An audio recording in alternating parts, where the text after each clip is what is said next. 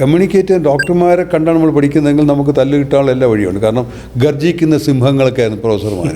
കാരണം അന്ന് ഡോക്ടർമാർ കുറവാണ്, അവരിങ്ങനെ തൊഴിൽ നിൽക്കും ചീത്ത പറഞ്ഞാലും. ഇതും പഠിച്ചിട്ട് പോയി നാട്ടിൻപുറത്ത് ഗർജി അപ്പാടി തിരിച്ച് കിട്ടും. നിങ്ങൾ ഹോമിയോ പഠിച്ചു, ആയുർവേദം പഠിച്ചു, ഇതൊക്കെ പഠിച്ച് ശരിയാണ്. പക്ഷേ ആദ്യ വൈദ്യശാസ്ത്രത്തിൽ കോവിഡ് വാക്സിൻ വരുമ്പോഴത്തേക്ക് വേണ്ട, അത് കൊടുക്കണ്ട, എൻ്റെ തൈലം കൊടുത്താൽ എന്ന് പറയുന്നത് നിങ്ങളായാലും മരിച്ചു. റെയിൽവേ സ്റ്റേഷനിലൊക്കെ ഈ മരം കോച്ച് തണുപ്പത്ത് കിടന്ന് മരിച്ചു പോകണ മനുഷ്യർ ഡൽഹിയിൽ മാത്രമല്ല വാഷിംഗ്ടൺ DC യിലും ഉണ്ട്. അപ്പോൾ ഞാൻ ഡോക്ടറായതിന് പ്രധാന കാരണം സെൻറ്റ് ജോസഫ് സ്കൂളാണ്, മനുഷ്യനായതിന് കാരണം സർക്കാർ സ്കൂളാണ്. ഇപ്പോൾ പയ്യന്നൂർ ഇലക്ഷൻ കഴിഞ്ഞിട്ട് അടി നടന്നുകൊണ്ടിരിക്കുകയാണ്.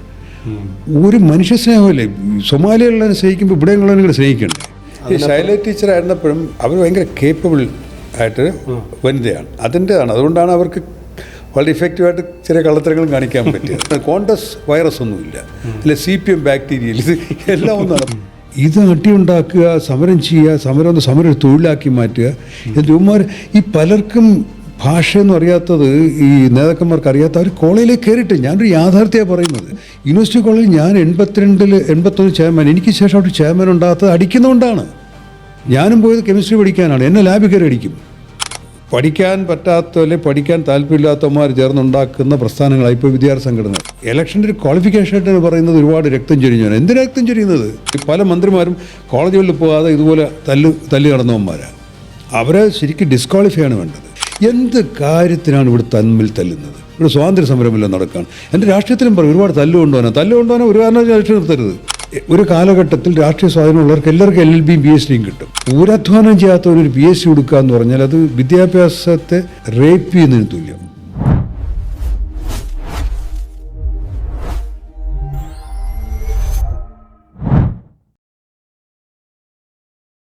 എല്ലാവർക്കും നമസ്കാരം. ഇന്ന് നമ്മോടൊപ്പമുള്ള അതിഥി കേരള രാഷ്ട്രീയത്തിലും ആരോഗ്യത്തിലും മറ്റു പല മേഖലകളിലും തൻ്റെതായിട്ടുള്ള കഴിവ് തെളിയിക്കുകയും അധികം ആരും അറിയപ്പെടാതെ പോയ ഒരു വ്യക്തി കൂടിയാണ് ഡോക്ടർ SS ലാൽ. നമസ്കാരം. യൂണിവേഴ്സിറ്റിയുടെ ആ ഒരു ചരിത്രത്തിൽ തന്നെ ഏകദേശം ആദ്യത്തെ KSUവിൻ്റെ അവസാനത്തെ KSUവിൻ്റെ ചെയർമാനായിരുന്നു. അതുകൂടാതെ തന്നെ ഏറ്റവും കൂടുതൽ എന്നെ രസിപ്പിച്ചതും ചിന്തിപ്പിച്ചതുമായിട്ടുള്ളൊരു കാര്യം, ഒരു എൻട്രൻസ് എഴുതുന്ന ഒരു ചെയർമാൻ സ്ഥാനത്തിരുന്നു കൊണ്ട് ഒരു മെഡിക്കൽ എൻട്രൻസ് എഴുതി അതിലൂടെ MBBS എടുക്കുന്നു. അതിനുശേഷം പഠിച്ചെടുത്തെല്ലാം കഴിവതും പൊതുവിദ്യാഭ്യാസ മേഖലകളിൽ പൊതുവിദ്യാഭ്യാസത്തിൻ്റെ എല്ലാത്തരം ആനുകൂല്യങ്ങളും ഉപയോഗിച്ച് മുന്നോട്ട് വന്ന ഒരു വ്യക്തിയാണ്. ലോകാരോഗ്യ സംഘടനയിൽ വർക്ക് ചെയ്തിരുന്ന ഒരു വ്യക്തിയാണ്. സാറിൻ്റെ ഈ അടുത്തുള്ള ഫേസ്ബുക്ക് പോസ്റ്റുകളൊക്കെ ഞാൻ ശ്രദ്ധിച്ചു കഴിഞ്ഞപ്പോഴത്തേക്ക് സാറ് വാഴക്കൊലയെ വല്ലാതെ സ്നേഹിക്കുന്നതായിട്ട് എനിക്ക് തോന്നി.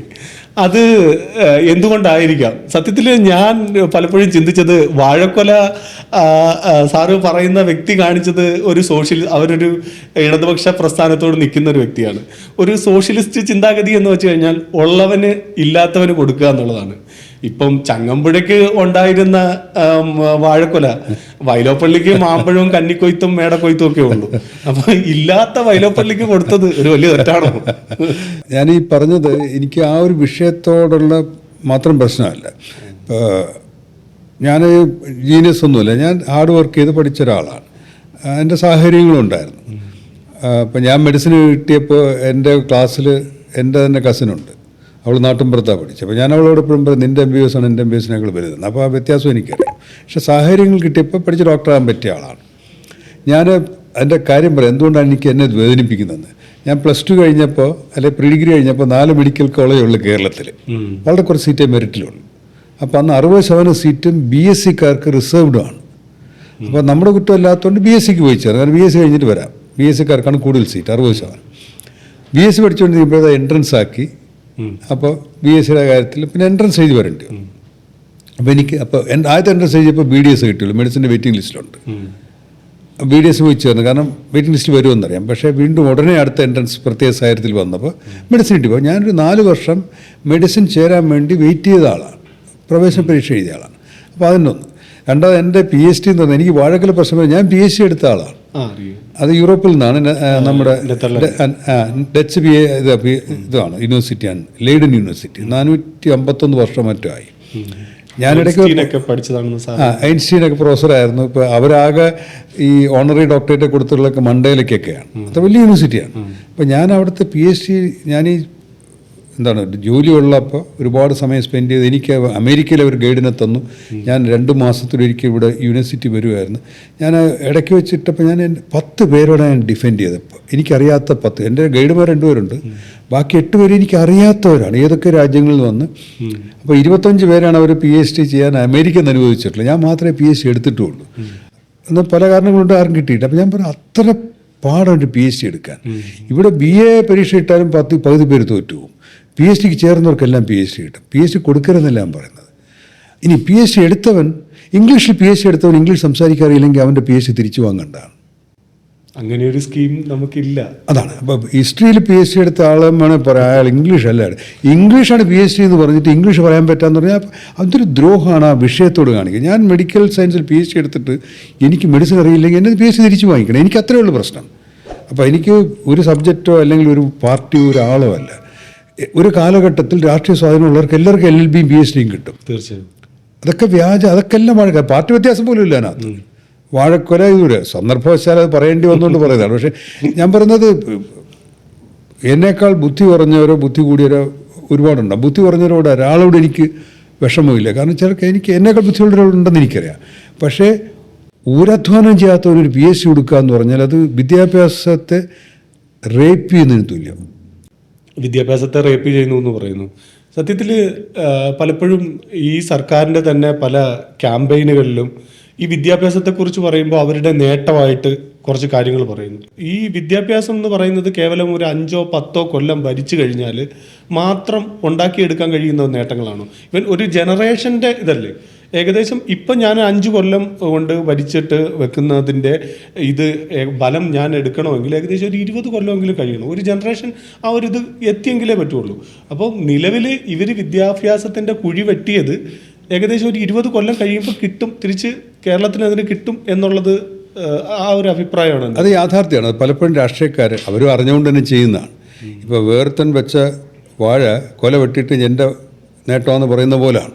അല്ലെങ്കിൽ ഞാൻ ഉദാഹരണം പറയാറുണ്ട്. ഇപ്പോൾ വിദ്യാഭ്യാസ രംഗത്തോ ആരോഗ്യരംഗത്തോ ഒക്കെ ഒരുപാട് വർഷങ്ങളുടെ എല്ലാ ഗവൺമെൻറ്റുകളുടെയും കോൺട്രിബ്യൂഷൻ ഉണ്ട്. പക്ഷേ ഈ ജനങ്ങളുണ്ട്. ഇപ്പോൾ കേരളത്തിലെ ആരോഗ്യം ഏറ്റവും മെച്ചപ്പെട്ടിരിക്കുന്നത് കേരളത്തിലെ ആരോഗ്യ അവബോധമുള്ള ജനമായതുകൊണ്ടും വിദ്യാഭ്യാസമുള്ളതുകൊണ്ടാണ്. കോവിഡ് സമയത്ത് ഞാൻ അധ്യാപനം കൂടെയാണ്, പ്രൊഫസറാണ്. രാജാവിൻ്റെ കാലഘട്ടം തൊട്ടേ ഒരുപാട് കാര്യങ്ങളുണ്ട്. ഒന്നുമല്ല, ഇപ്പോൾ കേരളത്തിലെ കോവിഡ് സമയത്ത് ഞങ്ങളുടെ പഠനത്തിൽ 95% പേര് മാസ്ക് വയ്ക്കുകയാണ്. അവന് ഒരു പോലീസ് ഇട്ട് ഓടിക്കേണ്ട. പല സംസ്ഥാനങ്ങളും പല രാജ്യങ്ങളും പോലീസ് പിടിച്ചാലും അവൻ മാസ്ക് വയ്ക്കുകയുള്ളൂ. അപ്പോൾ ആരോഗ്യ അവബോധമുണ്ട്. പിന്നെ വിദ്യാഭ്യാസമുള്ളിടത്ത് ആരോഗ്യം മെച്ചപ്പെട്ടിരിക്കും. സ്ത്രീകളുടെ സാക്ഷരത കൂടിയെടുത്ത് ആരോഗ്യം മെച്ചപ്പെട്ടിരിക്കും. അത് സ്വാഭാവികമാണ്. അപ്പോൾ ഇതിപ്പോൾ ആരോഗ്യത്തിന് കൈയടി കൊടുക്കേണ്ടത് നമ്മുടെ നാട്ടിലെ സ്ത്രീകൾക്കും കൂടിയാണ്. എൻ്റെ കുട്ടിക്കാലത്ത് പോലും എൻ്റെ കയ്യിൽ നിന്ന് കഷ്ണം ബിസ്ക്കറ്റ് താഴെ വീണാൽ പിന്നെ തൊടാൻ സമ്മതിക്കില്ല. വീട്ടിൽ സഹായിക്കാൻ നിൽക്കുന്ന ജോലിക്കാൻ വൃത്തി ഉണ്ട്. ഞാനൊരു 7 വർഷം മുമ്പ് ബോംബെ ചെന്നപ്പോഴത്തേക്ക് ലോകാരോഗ്യ സംഘടനയുമായിട്ട് ബന്ധപ്പെട്ട ജോലിക്ക് പോയതാണ്. അവിടെ അഴുക്ക് ചാലിൽ നിന്നാണ് കുട്ടികൾ ഭക്ഷണം കഴിക്കുന്നത്. അവൻ്റെ വീട്ടിൽ നിന്ന് ഇറങ്ങുന്നത് മല ഒഴുകുന്ന അഴുക്ക് ചാലാണ്. അവന് ഡെയിലി കാണുന്നത്, അവന് നാറ്റമില്ല അവിടെ. അവൻ തിന്നുകൊണ്ട് ബ്രെഡ് അതിൽ വീഴുന്നുണ്ട്, അവൻ തിരിച്ചെടുത്ത് തിന്നുന്നുണ്ട്. അപ്പോൾ ഇത് നമുക്കിത് കേരളത്തിൽ 40 നദികൾ കേരളത്തിലേക്ക് ഒഴുകുന്ന സർക്കാർ ഉത്തരവ് അനുസരിച്ചിട്ടല്ല, ഇവിടെ ഉള്ളതാണ്. കുടിക്കാനും കുളിക്കാനും കൃഷിക്കും വെള്ളമുണ്ട്. അതെങ്കിലും മന്ത്രിസഭ കൊണ്ടുവന്നാണ്. അപ്പോൾ ഇതിനെ അങ്ങനെയാണ് കണ്ടത്. അല്ലെങ്കിൽ ഒരു കുട്ടിക്ക് 10ാം ക്ലാസ് റാങ്ക് കിട്ടി, 10ാം ക്ലാസ്സിൽ ക്ലാസ് ടീച്ചർ വരെയാണ്. എൻ്റെ ക്ലാസ്സിൽ വന്ന് ക്ലാസ് ടീച്ചറോട് അവൻ റാങ്കായെന്ന് പറയുന്ന പോലെയാണ് ഏത് പാർട്ടിയായാലും വിദ്യാഭ്യാസ മന്ത്രി, ആരോഗ്യമന്ത്രി, ഞങ്ങളുടെ സർക്കാർ. ഒരു കാര്യം ഉറപ്പാണ്, ഈ വിജയശതമാനം കൂട്ടുന്നത് ഞങ്ങളുടെ കഴിവ് തന്നെയാണ്. അതിനകത്തൊരു പ്രശ്നം ഞാൻ തോൽപ്പിക്കണമെന്നല്ല ഞാൻ പറയുന്നത്, പക്ഷേ ഗ്രേഡൊക്കെ ആക്കണം. നമ്മൾ എല്ലാവരെയും ജയിപ്പിക്കുക, എല്ലാവർക്കും ലോകത്തൊരു പരീക്ഷയ്ക്കും 99% ജയിക്കാൻ പറ്റില്ല. പക്ഷേ എനിക്കറിയാം, പണ്ട് ഞങ്ങളുടെ ചെറുപ്പകാലത്തൊക്കെ പലർക്കും ഈ ഇമിഗ്രേഷൻ നോട്ട് റിക്വയർഡ് എന്തോ അങ്ങനത്തെ ഒരു ഇമിഗ്രേഷൻ ഇതൊക്കെ ഇവിടെ നിന്ന് അടിക്കണം. ഇമിഗ്രേഷൻ വേണ്ടെങ്കിൽ അതിനകത്ത് SLC പാസ്സായിരിക്കണം. അവൻ പോണത് മേശിരി പണിക്കാണ്. അപ്പോൾ അവൻ്റെ SL സർട്ടിഫിക്കറ്റ് ഫെയിൽഡ് എന്ന് അടിച്ചേക്കും. ഈ ഫെയിൽഡ് അടിച്ചാൽ പിന്നെ അവന് അപ്പോൾ ഇമിഗ്രേഷൻ നോട്ട് റിക്വയർഡ്. ഞാൻ പറഞ്ഞ ഒരാളെ തോൽപ്പിച്ച് സന്തോഷിക്കണമെന്നല്ല ഞാൻ പറഞ്ഞു, പക്ഷേ അവൻ്റെ ഗ്രേഡാക്കാം. അവന് ഒരാളെ പരാജയപ്പെടുത്തി മുദ്ര അടിക്കണമെന്നില്ല. പക്ഷേ നമ്മൾ എത്രയോ പേര് ഇപ്പോൾ സച്ചിൻ ടെണ്ടുൽക്കർ ഡിഗ്രി കഴിഞ്ഞിട്ട് പോയാന്ന് ചോദിച്ചാൽ അയാൾ സച്ചിൻ ആവൂലായിരുന്നു. അപ്പോൾ അയാൾ പഠിക്കാത്തതുകൊണ്ടാണ് അയാൾ ആ മേഖലയെത്തി. അപ്പോൾ ഞാൻ പറഞ്ഞത് അതുപോലെ അറിവും ഡിഗ്രികളും തമ്മിൽ നേരിട്ട് ബന്ധമുണ്ടെന്ന് ഞാൻ വിശ്വസിക്കുന്നുമില്ല.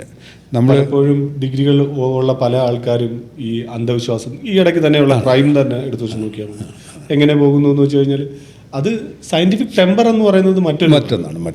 അല്ല ഇന്ന ഡിഗ്രി ഉണ്ടെങ്കിൽ ഇപ്പോൾ മെഡിക്കൽ സയൻസോ അല്ല എഞ്ചിനീയറിംഗ് ഒക്കെ അത് കോച്ച് ചെയ്യണം. ഇപ്പോൾ കളരി പഠിപ്പിച്ചെടുത്താൽ അവന് അതിന് വേണം. അല്ലാതെ എല്ലാ വിഷയവും അങ്ങനെ കോച്ചിങ് വേണമെന്ന് അല്ലെങ്കിൽ ഡിഗ്രി ഉള്ളവനാണ് ആ വിഷയത്തെ അറിവെന്ന് ഞാൻ വിശ്വസിക്കുന്നില്ല. മെഡിക്കൽ സയൻസിൽ പോലും പലപ്പോഴും അതിൻ്റെ സാമൂഹ്യ വശങ്ങളൊക്കെ ഞാൻ ചെറുപ്പമായിരുന്നപ്പോഴത്തേക്ക് സാമൂഹ്യ പ്രവർത്തനം നമ്മൾ ഇടപെട്ട് പറയുമായിരുന്നു. നമ്മൾ നോക്കുമ്പോൾ രോഗി പ്ലസ് മരുന്ന് ഈക്വൽസ് രോഗമുക്തി എന്നാണ് പഠിക്കുന്നത്. ഇതല്ല, ഒരുപാട് സാമൂഹിക ഘടകങ്ങളുണ്ട്. അത് പിന്നീട് മനസ്സിലാകുന്നു. അപ്പോൾ അത് പറയപ്പെടേണ്ടതുണ്ട്. എനിക്കറിയാവുന്നതിനേക്കാൾ ചികിത്സയുടെ സാമൂഹ്യ വശങ്ങൾ അറിയുന്ന ഒരുപാട് സാമൂഹ്യ പ്രവർത്തകർ എനിക്കറിയാം, മെഡിക്കൽ ഡോക്ടർമാരല്ലാത്തവർ. ഇപ്പോൾ നമ്മൾ സാറിൻ്റെ യൂണിവേഴ്സിറ്റി വിദ്യാഭ്യാസത്തിൽ എത്തി നിൽക്കുകയാണ്. ഇപ്പോൾ എൻ്റെ അറിവിൽ ശരിയാണെങ്കിൽ സാറ് മെഡിക്കൽ കോളേജിലും യൂണിയൻ ചെയർമാനായിരുന്നു 2 വർഷം. അങ്ങനെ ഒരു വ്യക്തി കേരളത്തിൽ അപൂർവമാണ്. എനിക്ക് തോന്നുന്നില്ല തിരുവനന്തപുരം ജില്ലയിൽ 2 കോളേജ് ചെയർമാനാണെന്ന് എനിക്ക് അറിയില്ല.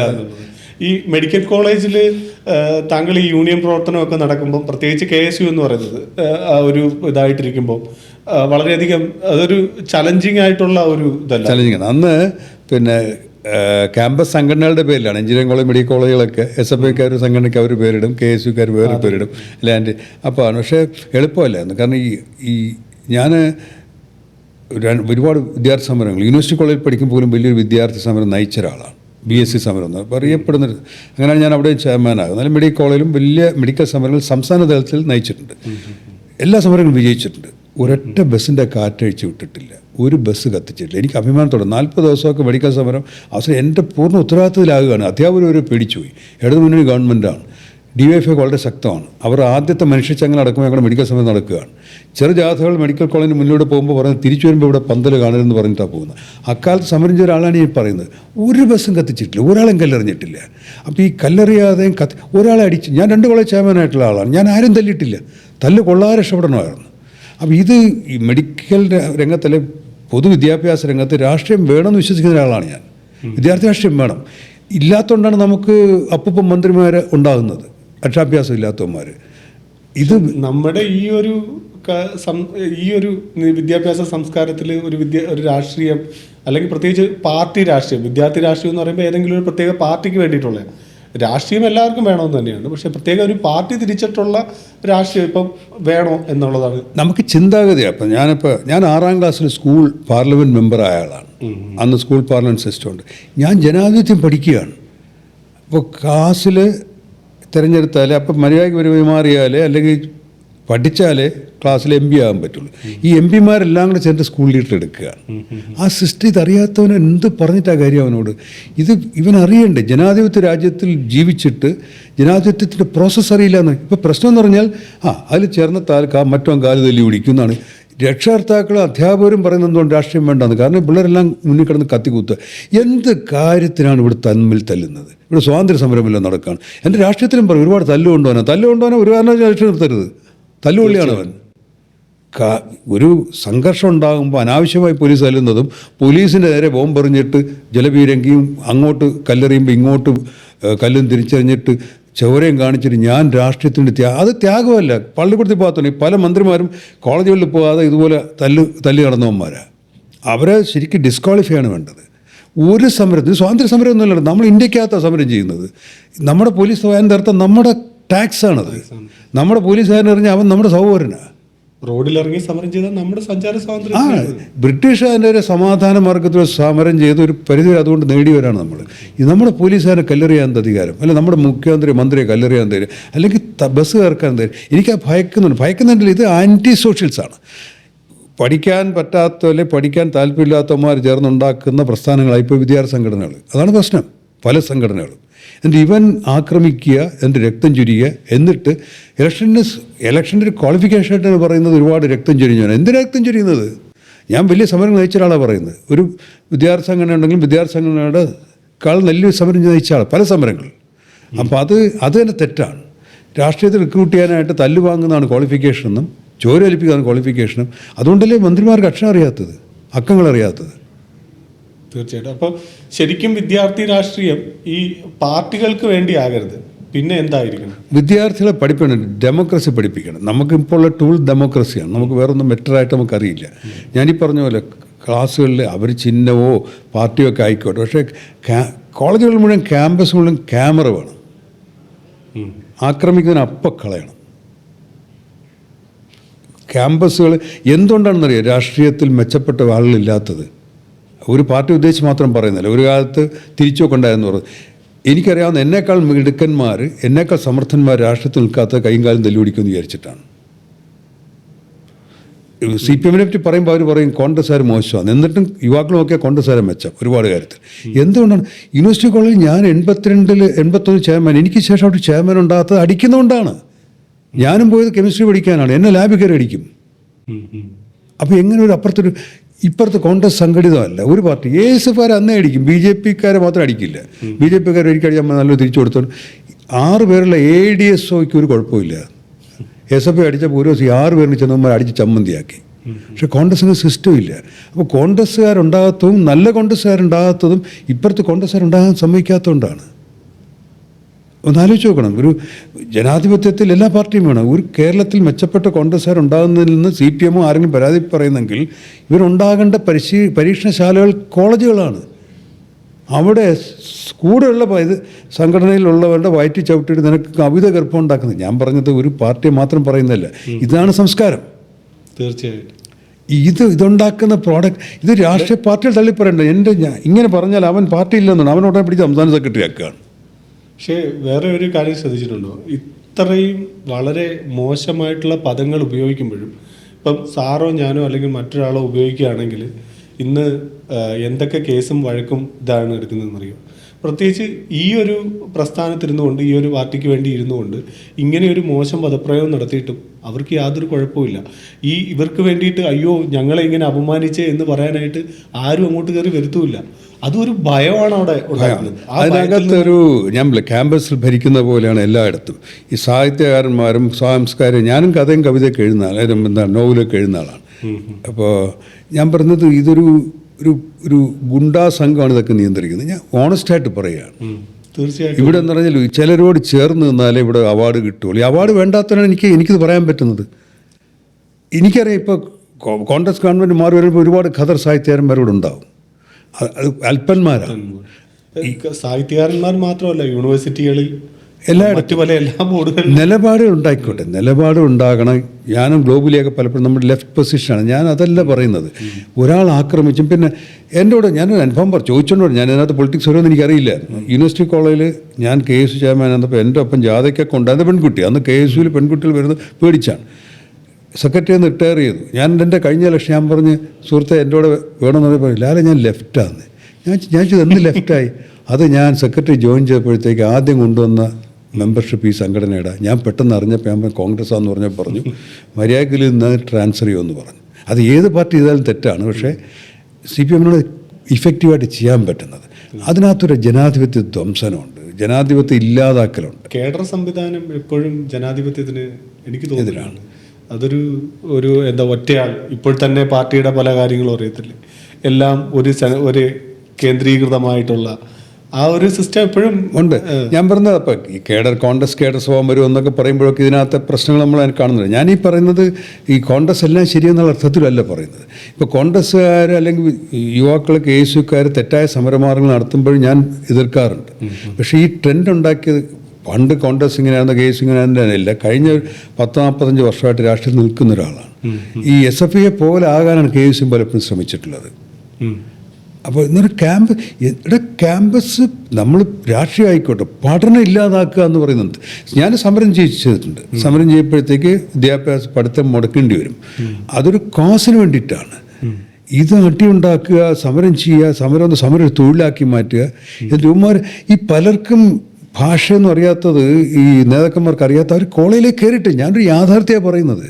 തീർച്ചയായിട്ടും നമുക്ക് തന്നെ അറിയാമല്ലോ, പലരുടെ ഇന്റർവ്യൂ തന്നെ എടുക്കുമ്പോഴത്തേക്ക് കോളേജിലേക്ക് അവർ ഒരു ക്ലാസ് ആയിട്ട്, ഞാൻ യൂണിവേഴ്സിറ്റി കോളേജ് പഠിച്ച ആളാണ്, ഞാൻ ഡോക്ടറായ ആളാണ്. എന്നെ പഠിപ്പിച്ച ONVയുടെ ക്ലാസ്, ONV സാറുണ്ട്, D വിനേന്ദ്രനുണ്ട്, നരേന്ദ്രപ്രസാദുണ്ട്, പന്മന രാമേന്ദ്രനുണ്ട്, നബി സുമാളുണ്ട്. ഇവരുടെ ക്ലാസ് ഇരിക്കുക എന്ന് പറഞ്ഞാൽ നമ്മൾ റിഫൈൻഡ് ആയി പോവും. ഇതൊന്നും കേൾക്കാത്തവരാണ് നമ്മുടെ മന്ത്രിയാകുന്നത്. ക്ലാസ്സിലേക്ക് തല്ലാൻ വേണ്ടി മാത്രം കോളേജുകളിൽ പോകണവർ ഒരാളല്ല. ഈ കൾച്ചർ മാറിയേ പറ്റുള്ളൂ. എന്നിട്ട് നമ്മളെന്താണ് എൻ്റെ അച്ഛൻ രാഷ്ട്രീയം അനുഭവിച്ച ആളാണ്. എന്നെ യൂണിവേഴ്സിറ്റി കോളേജ് ചെയർമാനായിട്ട് രാത്രി 12 മണി വരെ റീകൗണ്ട് ചെയ്തിട്ടാണ് ഞാൻ രക്ഷപ്പെടുന്നത്. അതിന് 3-4 കേസുകാരൻ അച്ഛനും മാത്രമേ ഉള്ളൂ, കൊന്നുകളഞ്ഞേനെ. പക്ഷേ അത് അച്ഛൻ അനുഭവിച്ചുകൊണ്ടാണ് എനിക്കത് പറ്റിയത്. എനിക്കത് പറ്റിയോണ്ടാണ് എനിക്ക് തിമോറിൽ പോകാൻ പറ്റിയത്, അതുകൊണ്ടാണ് UN പോകാൻ പറ്റിയത്. യൂണിവേഴ്സിറ്റി കോളേജിനേക്കാൾ അപകടകരമായ ഒരു രാജ്യവും ഇല്ല. സാറിത് പറഞ്ഞിട്ടുണ്ട് പലപ്പോഴും, സാറ് തിമോറിലേക്ക് പോകുമ്പോഴായാലും എനിക്ക് ആ ഒരു എക്സ്പീരിയൻസ് കിട്ടിയത് യൂണിവേഴ്സിറ്റി കോളേജിൽ. അവിടെ പ്രസിഡന്റ് വെടി വെച്ചു റബൽ 1 കിലോമീറ്റർ അപ്പുറത്താണ്. വെടി ശബ്ദം ഉൾപ്പെടെ ഞങ്ങൾ കേട്ടു. ചെറിയ രാജ്യമാണ്. പ്രസിഡന്റ് ഓസ്ട്രേലിയ കൊണ്ടുപോയി, കാരണം അവിടെ രക്ഷപ്പെടുത്ത ആശുപത്രി ഇല്ല. അത്ര പ്രിമിറ്റീവായിട്ടുള്ള പോർച്ചുഗീസുകാർ ഉപേക്ഷിച്ച് പോയി ഇന്തോനേഷ്യ കൈയടക്കി വെച്ച് ആക്രമിച്ച് തകർത്തിട്ട് പോയ രാജ്യത്താണ് ഞാൻ ചെല്ലുന്നത്.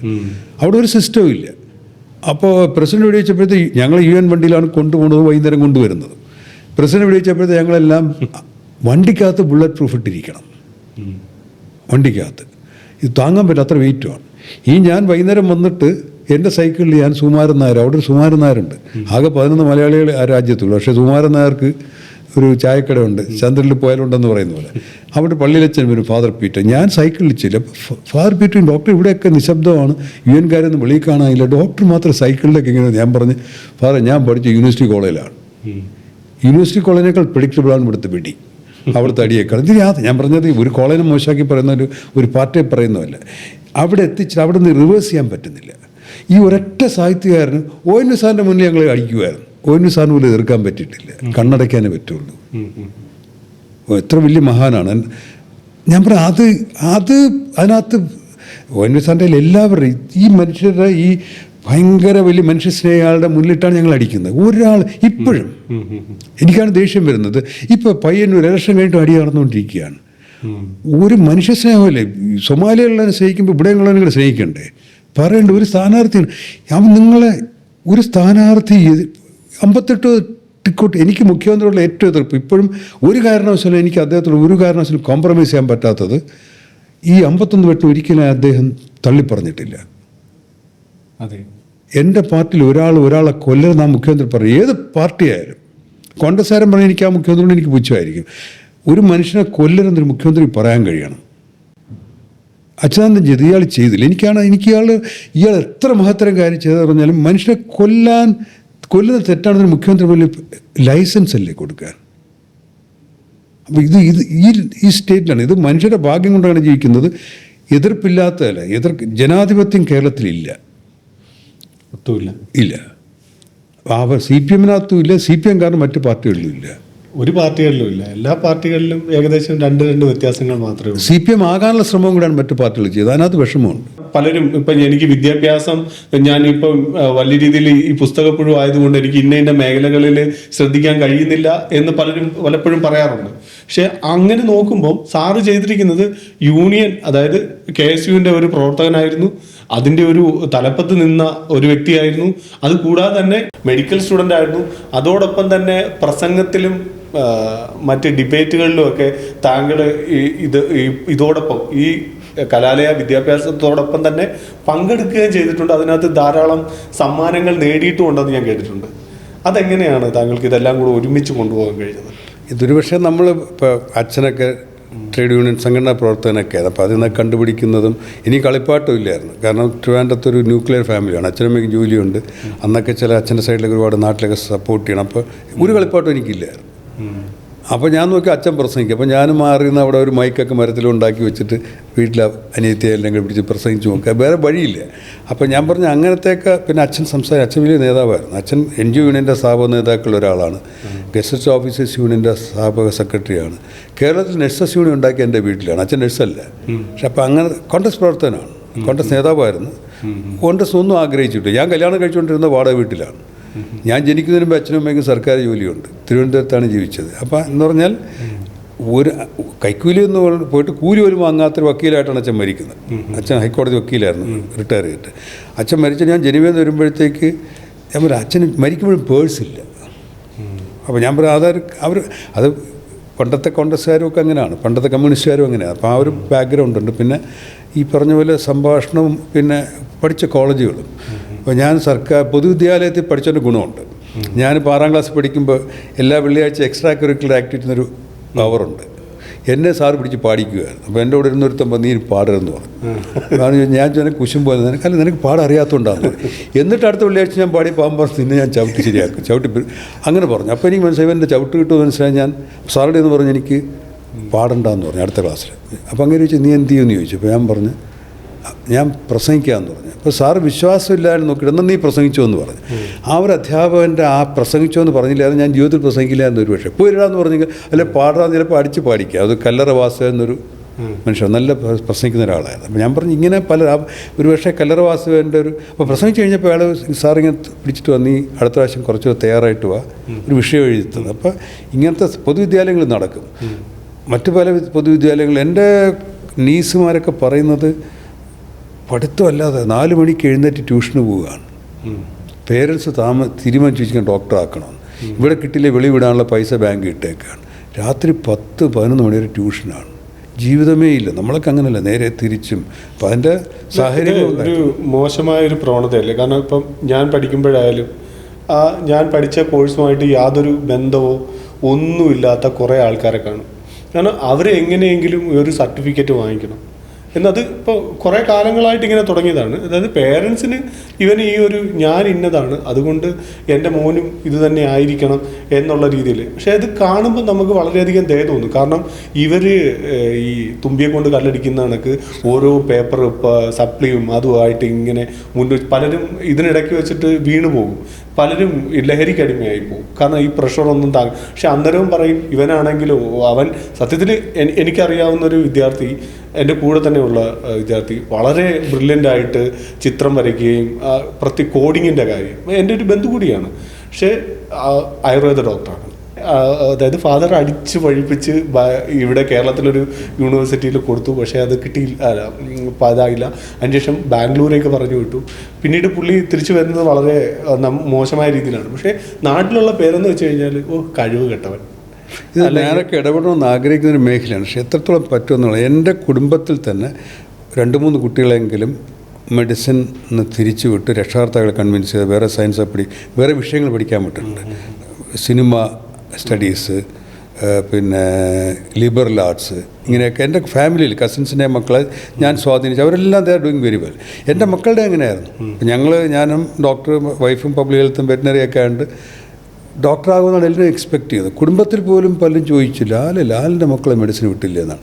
അവർ ജനുവയിലൊക്കെ നിൽക്കുമ്പോൾ നമ്മുടെ UN പ്രസ്ഥാനം തന്നെ പൈസ തരും. എൻ്റെ അടുത്ത് പിള്ളേർ വന്ന് പറയാറുണ്ട് അമ്മമാർ മൂത്തവൻ 9, 7 മറ്റോ ആകുമ്പോൾ ഞങ്ങൾ ജനുവയിലെത്തുന്നു. പല രാജ്യങ്ങളും ജനുവയിലെത്തി. അപ്പോൾ ടീച്ചേഴ്സ് അവർ 15-16 പേരുള്ള ക്ലാസ്സിൽ അവരോട് എപ്പോഴും കൗൺസിലേഴ്സ് ചോദിക്കുന്നത് പേരൻസിൻ്റെ ഞങ്ങളുടെ ലിസ്റ്റ് ഉണ്ടല്ലോ എന്തൊക്കെയാണ് ചെയ്യുന്നത്. ഡോക്ടർമാരായതുകൊണ്ട് നിങ്ങൾക്ക് മെഡിക്കൽ പ്രൊഫഷനിൽ പോകാനായിട്ട് വീട്ടിൽ നിർബന്ധം ഉണ്ടോ എന്നാണ് ചോദിക്കുന്നത്. അവർ പറയും ഇല്ല, ഉണ്ടെങ്കിലും കാര്യമാക്കരുത്, നിങ്ങൾക്ക് ഇഷ്ടമുള്ളത് ചെയ്യാവൂ. മാത്രമല്ല ഈ സ്കൂളിൽ പ്രധാന ഇന്ദിരാഗാന്ധി പഠിച്ച സ്കൂളാണ്, ലോകാരോഗ്യ സംഘടന മുക്കിൻ്റെ താഴെ ഇരിക്കുന്നത്. അപ്പോൾ അവിടെ പഠിപ്പിക്കുന്നത് ഇവിടെ ഡ്രൈവർമാരെ കുറവുണ്ട്, പ്ലംബേഴ്സിൻ്റെ കുറവുണ്ട്.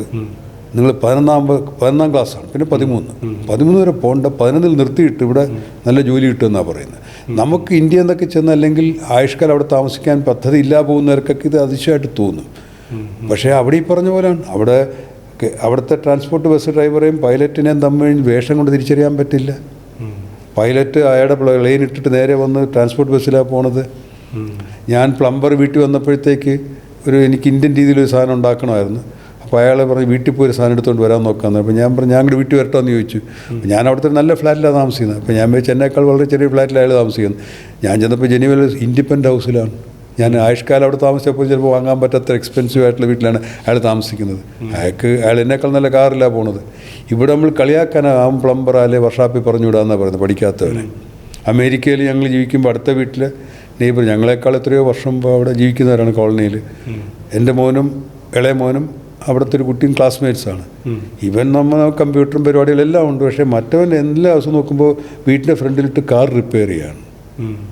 പിന്നെ വൈഫ് അവരോട് ചോദിച്ചപ്പോൾ അമ്മയോട് ചോദിച്ചപ്പോൾ പറഞ്ഞ് അവൻ പഴയ കാർ വാങ്ങിച്ചുകൊണ്ട് വന്ന് റിപ്പയർ ചെയ്ത് അവൻ പെയിൻറ്റൊക്കെ അടിച്ച് വിൽക്കും. അപ്പോൾ ശനി ഞായറും വർക്ക്ഷോപ്പിലാണ് പോകണം. നമ്മളിവിടെ പഠിക്കാത്തവനെ വർക്ക്ഷോപ്പ് വിടാമെന്ന് പറയും.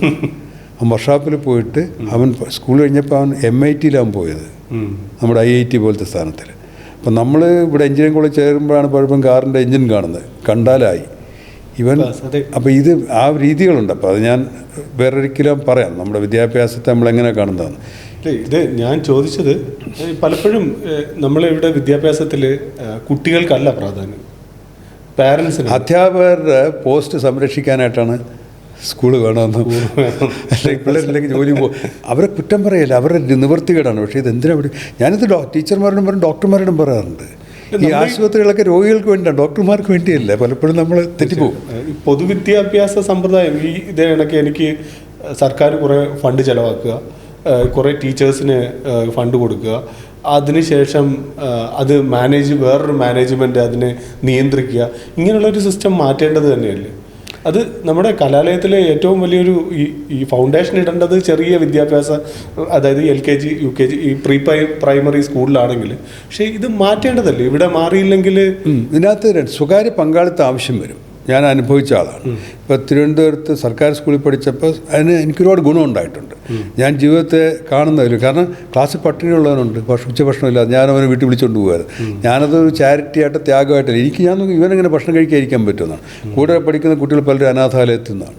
ഒരുത്തൻ പറഞ്ഞു, ഞാൻ അനാഥനല്ല, അമ്മയുണ്ട്, ഇവിടെ പള്ളി പറഞ്ഞിട്ടില്ലെന്നാണ് പറയുന്നത്. കാരണം അച്ഛൻ ട്രെയിനിൻ്റെ അടിയിലാണ്ട് വിട്ട് മരിച്ചുപോയി, അമ്മ വേറെ ആളെ കെട്ടി, അയാൾ എന്നും എന്നെ അടിക്കുന്നതുകൊണ്ട് അമ്മ കൊണ്ട് ഇവിടെ ആക്കി. അപ്പോൾ ഞാൻ പറയും ഇതൊക്കെ ഭയങ്കര റിയാലിറ്റിയാണ്. ഇത് ഞാൻ പഠിച്ച കോൺവെൻറ്റ് സ്കൂളിൽ അല്ലെങ്കിൽ സെൻറ്റ് ജോസ് സ്കൂളിൽ ഇത് കാണാൻ പാടാണ്. അപ്പോൾ ജീവിതത്തെ യാഥാർത്ഥ്യങ്ങൾ സർക്കാർ സ്കൂളുണ്ട്. പക്ഷേ മറുവശത്ത് അവിടെ ചെന്നപ്പോഴത്തേക്കാണ് വേറെ മേഖലയാണെന്നറിയുന്നത്. പഠിക്കാനുള്ള കാര്യത്തിൽ താല്പര്യം. ഞാൻ ഡോക്ടറായതിന് പ്രധാന കാരണം സെൻറ്റ് ജോസഫ് സ്കൂളാണ്, മനുഷ്യനായതിന് കാരണം സർക്കാർ സ്കൂളാണ്.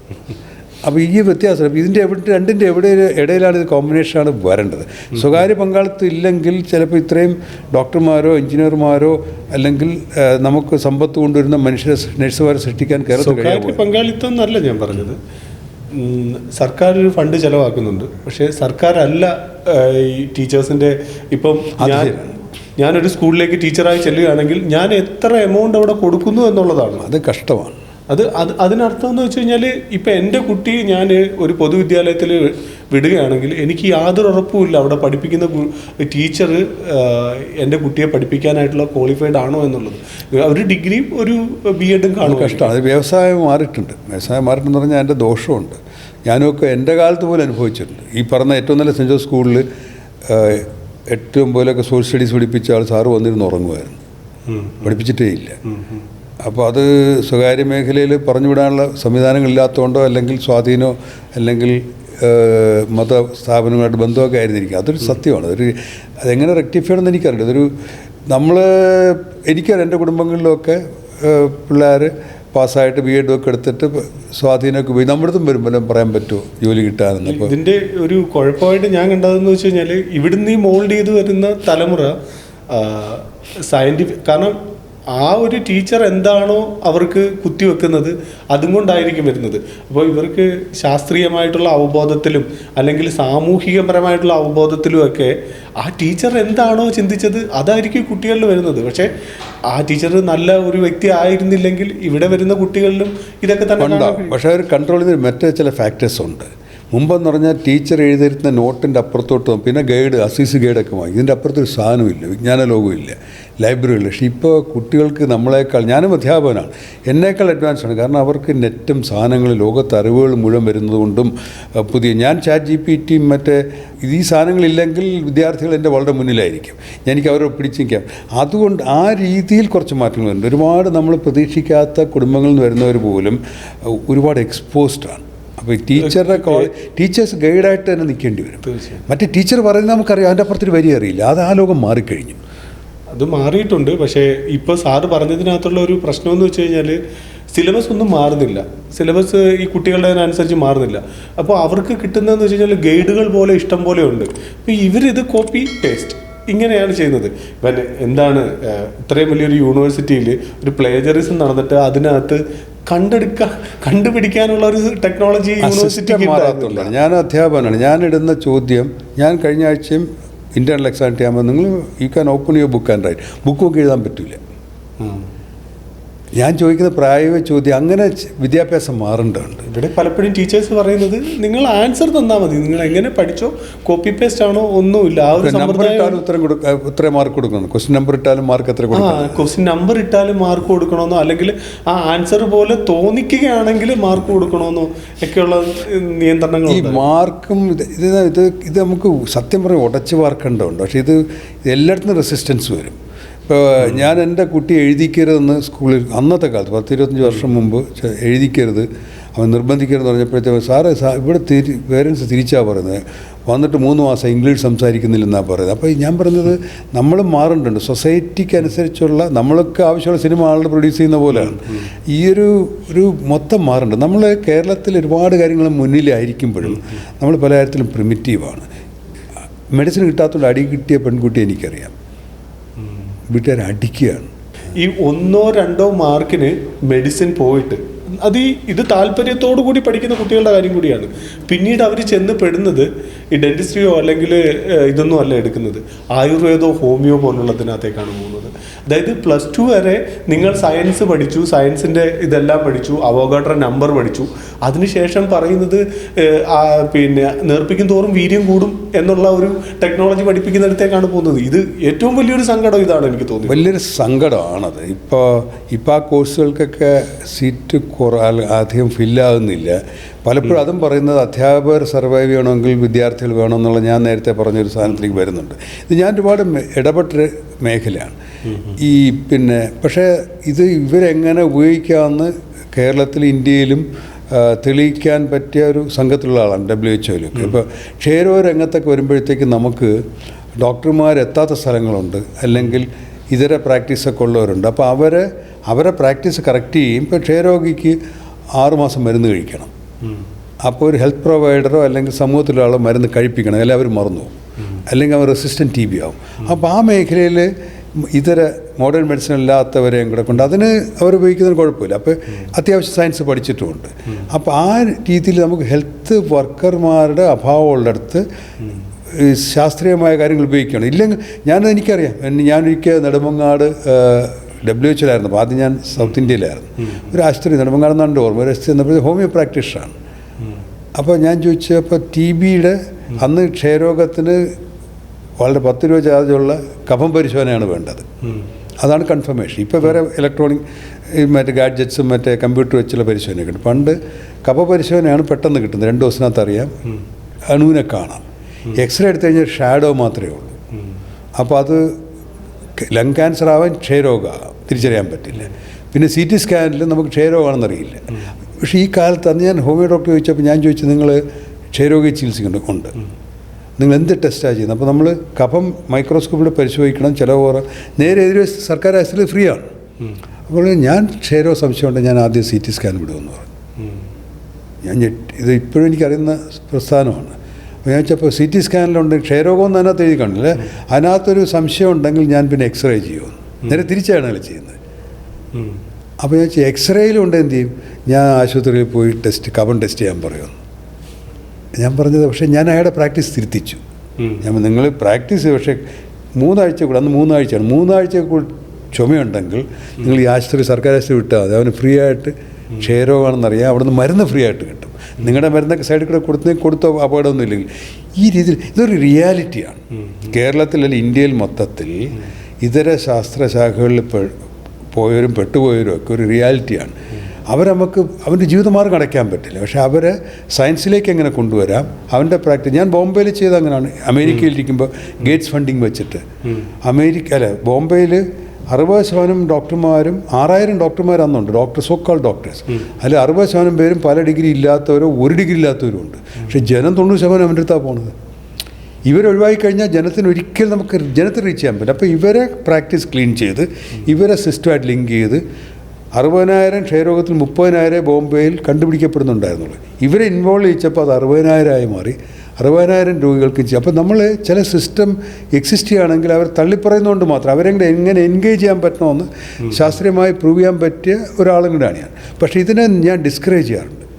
ഇപ്പോൾ ഹോമിയോ പഠിച്ചവരും ആയുർവേദം പഠിച്ചവരൊക്കെ പഠിപ്പിക്കുന്ന മാസ്റ്റർ പബ്ലിക് ഹെൽത്ത് കോഴ്സ് പഠിപ്പിക്കുന്ന ആളാണ് ഞാൻ. അപ്പോൾ നമുക്ക് മോഡേൺ തിങ്കിങ് വേണം.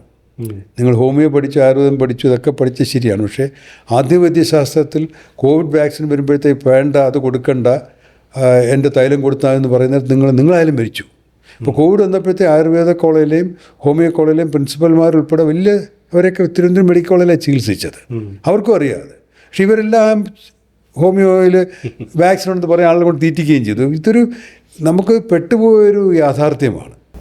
ഇത് മാത്രമല്ല, എനിക്കറിയാം ഹോമിയോയിൽ ആയുർവേദത്തിലൊക്കെ പോയ പലരും എന്നേക്കാൾ +2 മാർക്ക് എന്നേക്കാൾ കൂടുതലുണ്ടായിരുന്നവരുണ്ട്. എന്നേക്കാൾ തിയറിക്കൊക്കെ സമർത്ഥന്മാരായിട്ടുള്ള പലരും അവിടെ പോയിട്ടുണ്ട്. അപ്പോൾ അവർ മോശം ആൾക്കാരുമല്ല. പിന്നെ എൻട്രൻസിനൊക്കെ 1 മാർക്കിൻ്റെ വ്യത്യാസത്തിലേക്കാണ് താഴോട്ട് പോകുന്നത്. അതെ, 1-2 കുറച്ച് സീറ്റ്സ് അല്ലേ ഉള്ളൂ. അപ്പോൾ ഇവരാരും മോശക്കാരില്ല, ഇവർ സമർത്ഥരാണ്. പിന്നെ നമ്മളിപ്പോൾ ജാതി ജനിച്ചു പോയത് കണക്കാണ്. നമ്മൾ ചോയ്സ് ഇല്ല. പിന്നെ ആ ജാതിയാണ് കറക്റ്റ് എന്ന് പറയുന്നത്, അല്ലെങ്കിൽ മതത്തിന് വേണ്ടി ഫൈറ്റ് ചെയ്യുന്ന പോലത്തെ ഈ പാവങ്ങളൊക്കെ ചെന്നതിനകത്ത് പെടും. ഞാൻ മോഡേൺ മെഡിസിൻ പഠിക്കുന്നതുകൊണ്ട് ഞാൻ പറയും, ഇതാണ് എൻ്റെ അവസാനം എന്ന് പറയരുത്. കാരണം പെൻസിലിൻ ഇപ്പോൾ അപൂർവമായിട്ട് കുത്തിവയ്ക്കാറുള്ളൂ. ഹോമിയോ ട്രീറ്റ്മെൻറ്റിലൂടെ 10-30 കുട്ടികൾ ഉണ്ടായി എന്ന് അവകാശപ്പെടുന്ന ഒരു സർക്കാരുള്ള നാടാണിത്, ഒരു ആരോഗ്യമന്ത്രിയുള്ള നാടാണ്. അത് താങ്കൾ ഓർക്കണം. ഇതെന്നറിയാം, സയൻറ്റിഫിക് ടെമ്പർ എല്ലായിടത്തും വേണം. ഇപ്പം നമ്മൾ മന്ത്രിമാർക്കൊക്കെ ഞാനെപ്പോഴും പറയാറുണ്ട്, ഒരിക്കൽ ചെയ്തിട്ടുണ്ട്, മന്ത്രിമാരാകുമ്പോൾ പെട്ടെന്ന് മെഡിക്കൽ ഡിഗ്രിയോ ഒന്നാമത് കോളേജിൽ പോകാത്തന്നെ മന്ത്രി ആവുന്നു കൂടെ കൂടുതൽ പേരും. അതിൻ്റെ പ്രശ്നവും കൂടെ ഉണ്ട്. അപ്പോൾ ഇവരെ ഓറിയൻറ്റ് ചെയ്യേണ്ടതുണ്ട്. ഇപ്പോൾ നമ്മളുടെ ഇപ്പോഴത്തെ മന്ത്രി BSc റാങ്ക് ഹോൾഡറാണ്. ഏത് മന്ത്രിയാണ്? നമ്മളുടെ ഈ ആരോഗ്യമന്ത്രി. അല്ല, പക്ഷേ അവർക്ക് മെഡിക്കൽ സയൻസ് അവർക്കറിയില്ല. അപ്പോൾ അവരെ ഓറിയൻറ്റ് ചെയ്യുന്നുണ്ട്. ഞാൻ പറയുന്നത് വളരെ ശാസ്ത്രീയമായി ചെയ്യേണ്ടതാണ്. ഓരോ വകുപ്പ് കൊടുത്തു കഴിഞ്ഞാൽ ആരോഗ്യമന്ത്രിക്ക് ഒരു റെസിഡൻസി പോലെ ഒരു 2-3 മാസം ഈ ഡോക്ടർമാരുമായിട്ട് എല്ലാവരുമായിട്ടും വിഷയങ്ങൾ പഠിക്കണം. അവർ മെഡിസിനൊന്നും എടുക്കണ്ട. ഈ പറയുന്ന വാക്കുകൾ ഇതില്ല, ആരെങ്കിലും പറഞ്ഞു കൊടുക്കുന്നതാണ്. അല്ലെങ്കിൽ ഏറ്റവും കൂടുതൽ സ്വാധീനമുള്ള ഡോക്ടറായിരിക്കും അവർ ഉപദേശിക്കുന്നത്. അത് ചിലപ്പോൾ ഫ്രോഡായിരിക്കും. അപ്പോൾ ഞാൻ പറഞ്ഞത് ഇവർ എന്തുകൊണ്ടാണ് പണ്ട് അസംബ്ലിയിൽ HIV കാലത്തൊക്കെ HIV ട്രെയിനിങ് അസംബ്ലിയിൽ കൊടുക്കുമായിരുന്നു, HIV എന്താണെന്ന്. അപ്പോൾ അതുപോലെ അവരൊരു വകുപ്പിൽ വൈകുന്നേരം എക്സ്പേർട്സുമായിട്ട് അവർ ശരിക്കൊരു കോഴ്സ് പോലും ഡിസൈൻ ചെയ്യാവുന്നത്. എനിക്കറിയാം, ഒരു ആരോഗ്യമന്ത്രിയെ എന്ത് പഠിപ്പിച്ചെടുക്കണം, ഒരു 3 മാസം അവർ പഠിക്കണം. അത് പാരസെറ്റമോളിൻ്റെ കെമിസ്ട്രിയോ ബയോകെമിസ്ട്രിയോ പഠിക്കണം. പക്ഷേ ഹെൽത്ത് സിസ്റ്റം ഇപ്പോഴും മന്ത്രിക്ക് അറിയാത്തതുകൊണ്ടാണ് 3 മാസം മുമ്പ് നമ്മുടെ ആരോഗ്യമന്ത്രി മിന്നൽ പരിശോധന നടത്തി. മിന്നൽ പരിശോധന കാടത്തമാണ്. രാജാവ് പ്രച്ഛന്ന വേഷത്തിൽ വന്ന് പ്രജകളെ പറ്റിച്ചെന്ന് പറയുന്നതാണ്. പഴയ സുകുമാരൻ്റെയൊക്കെ സിനിമ. അതാണ് അത് മന്ത്രി ചെയ്യേണ്ട പണിയല്ല, ഓഫീസർ ചെയ്യണം. മന്ത്രിയാലും ഒരിക്കലും ചെയ്യാൻ പാടില്ല. WHO സൂപ്പർവൈസർ റോളിൽ ഇരുന്ന ആളാണ് ഞാൻ. ഞങ്ങൾ WHO തുടക്കത്തിലേ പറയുന്നത് സർപ്രൈസ് വിസിറ്റ് നടത്തരുത്. സർപ്രൈസ് വിസിറ്റ് നടത്തി ഞങ്ങളുടെ ജോലി പോകും. സപ്പോർട്ടീവ് സൂപ്പർവിഷൻ എന്നാണ്. നിങ്ങൾ പറഞ്ഞിട്ടാണ് ചെല്ലേണ്ടത്. പറഞ്ഞിട്ട് ചെല്ലുമ്പോഴും ബോധമുള്ളവനാണെങ്കിൽ അവിടുത്തെ പ്രോബ്ലം കണ്ടുപിടിക്കാൻ പറ്റും. ഞങ്ങൾ പണ്ട് ഞാൻ ജനീവയിലായിരുന്നപ്പോൾ ഞങ്ങൾ വലിയ ടീമായിട്ട് പല രാജ്യങ്ങളിൽ നിന്നിട്ട് ഒറീസയിലൊരു സ്ഥലത്ത് വന്നു.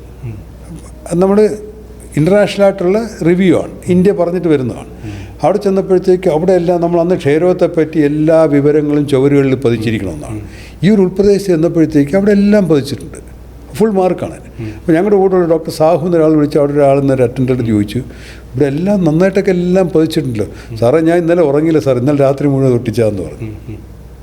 ഞാൻ പറഞ്ഞത് കള്ളത്തരം കാണിച്ചാൽ നമുക്ക് അത് പക്ഷേ അതിന് മിന്നൽ പരിശോധന പാടില്ല. അപ്പോൾ ഇത് ഞാൻ പറയാം. അപ്പോൾ ഈ ആരോഗ്യമന്ത്രിക്ക് ആ ബേസിക് സാധനം 5 വർഷമായിട്ട് അറിയാത്തതുകൊണ്ടാണ് പ്രച്ഛന്ന വേഷത്തിൽ പോയിട്ട് കണ്ടുപിടിക്കാമെന്ന് ഇരിക്കുന്നത്. മന്ത്രിയുടെ ഓഫീസ് നടത്തിയാലും സംഭവം അപകടം പറ്റും. ഇല്ല, ഇതിന് മുമ്പും ഇതേ പാർട്ടിയുടെ തന്നെ ആരോഗ്യമന്ത്രിയായിരുന്നല്ലോ. അവർക്കും ഏകദേശം കുറച്ച് പാർട്ടിപരമായിട്ട് ഹോൾഡ് ഉണ്ട് എന്നുള്ളതിനപ്പുറത്തേക്ക് വേറെ എന്തെങ്കിലും തോന്നിയിട്ടുണ്ടോ ഇതിനകത്തൊക്കെ ആരോഗ്യപരമായി? പക്ഷേ വേറൊരു കാര്യം ഞാൻ കണ്ടിട്ടുണ്ട് കേട്ടോ. ആ മന്ത്രിയുടെ ഒരു ഇൻ്റർവ്യൂവിൽ ഇതേ കണക്ക് തന്നെ നാച്ചുറോപ്പതി എന്നും പറഞ്ഞിട്ട് ഒരു പുള്ളി വരുന്നുണ്ട്, ജേക്കബ് വടക്കാഞ്ചേരി എങ്ങാണ്ട്. ആ പുള്ളിക്കാരോട് പറഞ്ഞിട്ടുണ്ട്, ഇനി നിങ്ങൾ ഇവിടെ ഇരുന്ന് സംസാരിച്ചു കഴിഞ്ഞാൽ ജയിലിനകത്തായിരിക്കും എന്ന് പറയാനുള്ള. അത് കറക്റ്റായ നിലപാട്, എനിക്ക് ഇഷ്ടപ്പെട്ട നിലപാട്. 1-2 ഒരാകത്താകുകയും ചെയ്തു. എന്ന് പറഞ്ഞാൽ കോവിഡ് വരുമ്പോഴത്തേക്ക് മോഹൻ വൈദ്യരെ ഞാൻ പറയുന്നത് അയാൾ രക്തസാക്ഷിയായിട്ടാണ് ഇപ്പോൾ കാണാനാവില്ല. കാരണം അദ്ദേഹം മരിച്ചില്ലായിരുന്നെങ്കിൽ ഒരുപാട് പേര് മരിച്ചു പോയനെ. വൈറസിന് വേണ്ടി മരിച്ച ഒരാളാണ്. വൈറസ് ഇല്ലയെന്ന് പറഞ്ഞപ്പോൾ അയാൾ തന്നെ വൈറസ് രോഗം വന്നിട്ട് അയാൾ മരിച്ചുകൊണ്ടാണ് ഒരുപാട് പേര് മരുന്ന് കഴിക്കാൻ തുടങ്ങിയത്. അപ്പോൾ അയാൾ അങ്ങനെ ഒരു വോളണ്ടിയറായിട്ട് അതിനകത്ത് കാണേണ്ടതാണ്. ഞാനീ പറയുന്നത് ആരോഗ്യമന്ത്രിമാർ മോശമൊന്നുമില്ല. നമ്മളെക്കാൾ ഇപ്പോൾ ഞാനൊരു ആരോഗ്യമന്ത്രി ആയിരുന്നാൽ ഒരുപക്ഷെ ചെയ്യാൻ പറ്റുന്നതിനേക്കാൾ മെച്ചപ്പെട്ട കാര്യങ്ങൾ ചെയ്തിട്ടുള്ള ആരോഗ്യമന്ത്രി എനിക്കും അറിയാം, ഒരു മെഡിക്കൽ വിദ്യാഭ്യാസം ഇല്ലാത്തതുകൊണ്ട്. ഇതിനകത്ത് വേണ്ടത് ഏത് മന്ത്രിയായാലും അവർ പഠിക്കാൻ തയ്യാറാകണം. അതാണ് ഈ പ്രശ്നം. മന്ത്രി ആകുന്നതിന് തൊട്ട് എനിക്കാണ് ഏറ്റവും കൂടുതൽ വിവരമെന്ന് വിചാരിക്കുന്നതിൻ്റെ പ്രശ്നം. മികച്ച മാനേജ്മെൻറ്റ് സ്കില്ലുള്ളവർക്ക് മന്ത്രിയാകാം. ഈ ശൈല ടീച്ചറായിരുന്നപ്പോഴും അവർ ഭയങ്കര കേപ്പബിൾ ആയിട്ട് വനിതയാണ്. അതിൻ്റെതാണ്. അതുകൊണ്ടാണ് അവർക്ക് വളരെ ഇഫക്റ്റീവായിട്ട് ചെറിയ കള്ളത്തരങ്ങളും കാണിക്കാൻ പറ്റിയത്. അതൊക്കെ എനിക്ക് റെഡ് ഹാൻഡായിട്ട് നമ്മൾ പിടിച്ചാണ്. പിന്നെ ഒരാളെ ആക്രമിക്കുക എന്നുള്ളതിൻ്റെ അല്ല, പൊളിറ്റിക്കൽ നീഡായിരുന്നു. അവർ തന്നെ ഇൻസ്ട്രക്ഷൻ കൊടുത്തതാണ്, കോവിഡ് വരുന്നവർക്ക് മറ്റെന്തെങ്കിലും രോഗം ഉണ്ടെങ്കിൽ അത് രോഗം കാണിച്ചാൽ മതിയെന്ന്. എന്നോടൊരു മെഡിക്കൽ കോളേജ് സൂപ്രണ്ടാണ് പറയുന്നത്, എന്നോട് വിളിച്ചു ചോദിക്കുന്നത് ലാൽ ഇതെങ്ങനെ ചെയ്യണമെന്ന്. ഞാൻ ചെയ്തുകൂടാ, ലോകാരോഗ്യ സംഘടന ICMR നോക്ക്, കോവിഡ് ഉള്ള ഒരാൾക്ക് അവന് സൈക്കിൾ ഇടിച്ച് മരിച്ചാൽ, അത്ര എക്സിന് പറയല്ലേ, കോവിഡ് മരണമായിട്ടാണ് നമ്മൾ കാണുന്നത്. ക്യാൻസർ വന്ന് മരിച്ചാലും അവൻ്റെ ക്യാൻസർ വഷളാകാൻ കാരണം കോവിഡാണെന്ന്, അല്ലെങ്കിൽ ഹാർട്ട് അറ്റാക്ക്, ഹൃദ്രോഗം, ഡയബറ്റിസ് വഷളാകാൻ കോവിഡായിരിക്കുന്ന ആ ഒരു അസംഷനിൽ കോവിഡ് വന്ന് മരിച്ച ഒരാൾക്ക് കോവിഡ് എന്ന് എഴുതണമെന്നാണ്. ഇവർ തിരിച്ചു പറഞ്ഞു, മറ്റെന്തെങ്കിലും അസുഖമുണ്ട് അതിൻ്റെ പേര് പറയാൻ പറഞ്ഞു. അപ്പം ഞാൻ പറഞ്ഞ് ഡോക്ടറോട് ഞാൻ തർക്കിച്ചാൽ പറഞ്ഞ് ലാലിനെ വിളിച്ചത് വേണോ വേണ്ടത്, അത് മന്ത്രി പറഞ്ഞിട്ട് ചെയ്യണമെന്ന്, ഇതെങ്ങനെ ചെയ്യണമെന്ന് അറിയാൻ ലാലിനെ വിളിച്ചത്. ഞാൻ പറഞ്ഞു നിയമവിരുദ്ധമാണ്. അപ്പം അങ്ങനെയാണ് കൈരളിയിൽ ആ ചർച്ച വരുന്നതും വഴക്കുണ്ടാകുന്നത്. ഇത് ഈ മറ്റു പല സർക്കാരുകളെയും ഞാൻ കണ്ടിട്ടുള്ളത്, അവർക്ക് ഒരു ഒപ്പീനിയൻ അവർക്ക് ആർക്കെങ്കിലും എടുക്കണമെങ്കിൽ കൂടുതലും അല്ലാതെ കൊണ്ട് കേട്ടോ, ഈ ആര് പറയുന്നു എന്നുള്ളതല്ല, എന്ത് പറയുന്നു എന്നുള്ളതാണ്. പക്ഷേ ഈ ഒരു കഴിഞ്ഞ 2 ടേമായിട്ട് അതിനൊരു ധാർഷ്ട്യം കാണാറുണ്ട്. അതായത് പറയുന്ന ആളും ഞങ്ങളുടെ ആൾ തന്നെ ആയിരിക്കണം. അത് താങ്കളുടെ ഒരു കൊറോണ കാലത്തുള്ള ആ ഒരു ഫേസ്ബുക്ക് പോസ്റ്റുകളിനകത്തൂടെ നമുക്ക് കാണാൻ കഴിയും. വീഡിയോ കിടപ്പുണ്ട്. അതെ, ശൈല ടീച്ചർ പറഞ്ഞു, ഡോക്ടർ ലാലിനോട് ഞങ്ങൾക്ക് ഇഷ്ടമെന്ന് പറഞ്ഞാൽ ഡോക്ടർ ലാൽ വേറെ പാർട്ടിയാണെങ്കിലും പ്രശ്നമുണ്ടെങ്കിൽ അമേരിക്കയിൽ നിന്ന് ഓടി വരും, ഞങ്ങളെയൊക്കെ വിളിക്കും. ഞാൻ ഇവരൊക്കെ വിളിക്കുമായിരുന്നു. കാരണം ശൈല ടീച്ചർ തെറ്റുപറ്റിയാലും എനിക്കും കൂടെയാണ് ദോഷം, അല്ലെ എൻ്റെ അമ്മയ്ക്കും എൻ്റെ ബന്ധുക്കൾക്കുമാണ് ദോഷം. ഒരു മന്ത്രി തെറ്റുപറ്റിയ പാർട്ടിയെ അവർ തെറ്റല്ലേ, അവർ തെറ്റ്, അങ്ങനെ ഞാൻ ഇടപെടുമായിരുന്നു. പക്ഷേ ഈ ശൈല ടീച്ചറിൻ്റെ ഈ ഒരു വിഷയത്തിൽ ഇടപെട്ടപ്പോഴാണ് പിന്നെ അവർ എന്നെ ശത്രു സ്ഥാനം നിർത്തുന്നത്. അതൊരു പ്രശ്നം തന്നെയാണ്. ഇപ്പോൾ കേരളത്തിലെ CDC ഉണ്ടാക്കാൻ തുടങ്ങി. CDCയിൽ പോയിട്ടുള്ള ആൾ ഞാൻ മാത്രം എൻ്റെ അറിവിൽ കേരളത്തിൽ. CDCയിൽ പോയി ഞാൻ ലെക്ചർ കൊടുക്കുകയാണ് പ്രസ്ഥാനങ്ങളുടെ.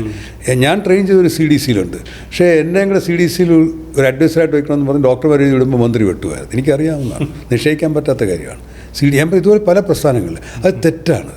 ഇപ്പോൾ ഞാൻ എൻ്റെ ഹെൽത്ത് കമ്മീഷൻ ഉണ്ടാക്കിയപ്പോഴത്തേക്ക് എന്തുകൊണ്ടാണ് CPMന് പൊളിറ്റിക്കലായിട്ട് തന്നെ ഹെൽത്ത് കമ്മീഷൻ റിപ്പോർട്ട് അറ്റാക്ക് ചെയ്യാൻ പറ്റാമെന്നറിയോ? അതിനകത്ത് ഡോക്ടർ ഇക്ബാലിൻ്റെ ഉപദേശം ഞാൻ നേടിയിട്ടുണ്ട്. ഡോക്ടർ രാമൻകുട്ടി അതിനകത്ത് കോർഡിനേറ്റ് സപ്പോർട്ട് ചെയ്തിട്ടുണ്ട്.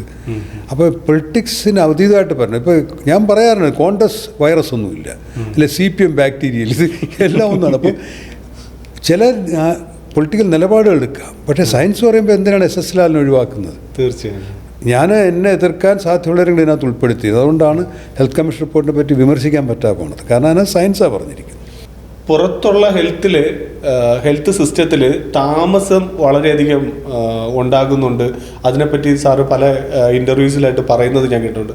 സത്യത്തിൽ ഇപ്പം NHS അടക്കമാണെങ്കിൽ അവിടെ പ്രൈവറ്റ് സെക്ടർ കുറവായതുകൊണ്ടല്ലേ ഈ താമസം വരുന്നത്.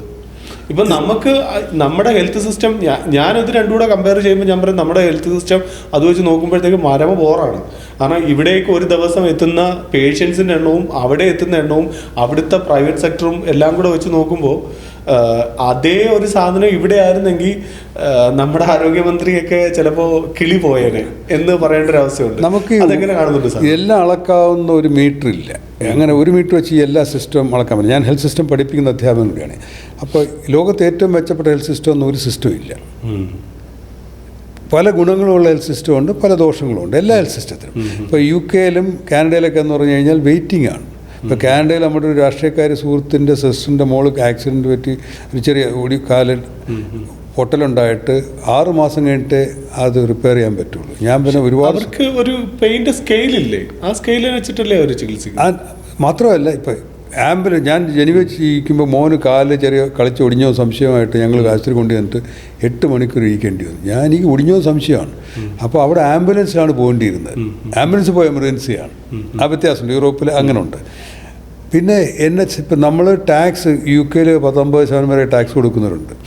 വലിയ ടാക്സാണ്. പക്ഷേ അത് ഹെൽത്ത് കവറേജായിട്ട് എല്ലാം തിരിച്ചു വരും. അപ്പോൾ സിസ്റ്റമുണ്ട്. പക്ഷേ അതിനകത്ത് ഒരു ഇൻസെൻറ്റീവ് ഒന്നുമില്ല ഡോക്ടർമാർക്കും എല്ലാ സിസ്റ്റത്തിനും ഒന്നും. അപ്പോൾ വരുമ്പോൾ പോലെ അമേരിക്ക തിരിച്ചാണ്. അമേരിക്ക എല്ലാ ചികിത്സയും പെട്ടെന്ന് നടക്കും. കാരണം അവിടെ ഇൻഷുറൻസും അതിന് പൈസ വേണം. അപ്പോൾ പക്ഷെ അവിടെ പ്രശ്നം എന്ന് പറഞ്ഞാൽ ഭീമമായ തുക. എൻ്റെ 4 പല്ലെടുത്തതിന് $10,000 വിശ്വസിക്കാൻ പറ്റും. പക്ഷെ ഇത് ഓഡിറ്റബിൾ അല്ലേ അവർ? കാരണം എന്ന് വെച്ച് കഴിഞ്ഞാൽ നമ്മുടെ ഇപ്പോൾ ഇവിടുത്തെ ഇൻഷുറൻസ് ഒക്കെ ആണെങ്കിലും ഇപ്പോൾ റീഇംബേഴ്സ്മെൻ്റ് ഉള്ളതാണെങ്കിൽ നമ്മൾ ആദ്യം ഫണ്ട് കൊടുക്കുന്നു, അതിനുശേഷം തിരിച്ച് നമ്മൾ ഇതിന് അപ്ലൈ ചെയ്യുന്നു. അപ്പോൾ അവരുടെ ഒരു ഡോക്ടർ പറയുന്നു ഇന്ന കാര്യങ്ങൾ ഇന്ന സാധനത്തിന് വേണ്ട, അതുകൊണ്ട് ഇതിന് ഫണ്ട് കിട്ടില്ല. ആ സിസ്റ്റം ഉണ്ട് അവിടെ, ആ സിസ്റ്റം ഉണ്ട്. പക്ഷേ ഈ പറഞ്ഞ പോലെ അവിടെ ഇവിടത്തേക്കാളൊക്കെ എളുപ്പത്തിൽ പിടിക്കപ്പെടും. കൂടുതൽ സിസേറിയൻ കഴിഞ്ഞാൽ ഡോക്ടറിന് ലൈസൻസ് പോകും, അങ്ങനെ സിസ്റ്റമൊക്കെ ഉണ്ട്. ഞാൻ പറയാം അതല്ല, അവിടെ പ്രൈസ് ഹൈ ആണ്. അപ്പം നമ്മളിവിടെ എപ്പോഴും എനിക്ക് US നിന്നൊക്കെ വരുമ്പോൾ ഇവിടെ വരുമ്പോൾ ഈ 10 രൂപയ്ക്ക് ചായ എനിക്ക് മനസ്സിലാവില്ലായിരുന്നു. കുറേ വർഷങ്ങളിൽ നിന്നല്ലേ 10 പൈസയ്ക്കാണ് 10 രൂപയ്ക്കാണ് ചായ. ജനീവയിൽ 5 രൂപയാണ് ചായ, $5, 5 ഫ്രാങ്ക് എന്ന് പറഞ്ഞാൽ 500 രൂപ. അങ്ങനെ കമ്പയർ ചെയ്ത് ഞാൻ പറഞ്ഞത് അപ്പോൾ അവിടെ പ്രൈസ് ഹൈ ആണ്. അപ്പോൾ അമേരിക്കയിൽ വില കൂട്ടിയെന്ന് പറഞ്ഞാൽ അവൻ്റെ വില അതാണ്. അമേരിക്കയിൽ 5 രൂപയ്ക്ക് ചായ കൊടുക്കുമ്പോൾ അവനെ അറസ്റ്റ് ചെയ്യാൻ പറ്റുമോ? നമ്മുടെ 10 രൂപയുടെ ചായ അവിടെ $5, $4. അതാണ് ആ പ്രൈസിൻ്റെ ഞാൻ പറഞ്ഞത്. നമ്മൾ ഇവിടെ നിന്ന് കമ്പയർ ചെയ്യുമ്പോൾ അവിടെ ഉള്ളവൻ ഏൺ ചെയ്യുന്നു അങ്ങനെയാണ്, അങ്ങനെയാണ്. ഇൻഷുറൻസ് ഉണ്ട്, പക്ഷേ ഇതില്ലാത്ത പാവപ്പെട്ടവൻ്റെ ആരും വലിയ ഗതികേടാണ്. പക്ഷേ പൈസ ഉണ്ടെങ്കിൽ ചികിത്സ കിട്ടും. യൂറോപ്പിൽ പൈസ ഉണ്ടെങ്കിൽ ചികിത്സ കിട്ടണമെന്നില്ല, അവൻ്റെ സ്ലോ സിസ്റ്റത്തിൽ. ഇന്ത്യയിൽ പലയിടത്തും ഒരു കോമ്പിനേഷനാണ്. ഇന്ത്യയുടെ ഗുണം അതാണ്. ഇപ്പോൾ ഞാൻ 84 മെഡിക്കൽ കോളേജ് പഠിക്കുമ്പോൾ KS ബന്ധം വഴി ഒരു വിമൻസ് കോളേജിലൊരു കുട്ടിയെ പരിചയപ്പെട്ടു. ആ കുട്ടിക്ക് എന്ന് പറഞ്ഞാൽ പരമദരിദ്രയാണ്, പരിപൂർണ്ണ അന്ധയാണ്. നെഞ്ചിനെന്തോ വേദനയുണ്ടോ. ഞാൻ തിരുവനന്തപുരം മെഡിക്കൽ കോളേജ് കൊണ്ട് കാണിച്ചു, 5 പൈസ ചിലവായില്ല. അപ്പോൾ ഡോക്ടർ പറഞ്ഞു കാർഡിയോളജി കണ്ടപ്പോൾ പറഞ്ഞ് തൊറാസിസിനെ പറഞ്ഞു. Doctor MRS മേനോനുണ്ടെന്ന്. ആഴ്ചയിൽ ഒരു ഹാർട്ട് സർജറി ഉള്ളൂ, അന്ന് തുടങ്ങിയിട്ടുള്ള ആ ഇടയ്ക്ക്. ഞാൻ കൊണ്ട് കാണിച്ചപ്പോൾ പറഞ്ഞ് ലാലേ സർജറി വേണമെന്ന് പറഞ്ഞു. ശ്രീധരയിൽ 2 വർഷം വെയിറ്റ് ചെയ്യണം. ശ്രീധരയിൽ ഇവിടെ പുതിയ ആഴ്ച ഒരു സർജറി ഉള്ളൂ. പക്ഷേ 2-3 ആഴ്ചക്കകത്ത് അദ്ദേഹം സർജറി ചെയ്തു തന്നു. ഇപ്പോഴും ആ കുട്ടി ജീവിച്ചിരിക്കുകയാണ്, സ്ത്രീ ജീവിച്ചിരിക്കുകയാണ്. ഇത് കേരളത്തിൽ പറ്റും, ഇന്ത്യയിൽ പറ്റും, ഇത് അമേരിക്ക പറ്റില്ല. അപൂർവമായിട്ട് ചിലപ്പോൾ എന്തെങ്കിലുമൊക്കെ ചാരിറ്റി ഹോസ്പിറ്റൽ. അപ്പോൾ ഇന്ത്യയുടെ എല്ലാം കൂടെ ഒരു കോമ്പിനേഷനാണ്. പക്ഷേ ഇതേ ആശുപത്രിയിൽ 86 വയസ്സുള്ള അച്ഛൻ്റെ അമ്മാവന് സ്ട്രോക്കായിട്ട് വന്നപ്പോൾ ഞാൻ വിളിച്ചും കൂടെ പറഞ്ഞിട്ട് പോലും തറയിലാണ്.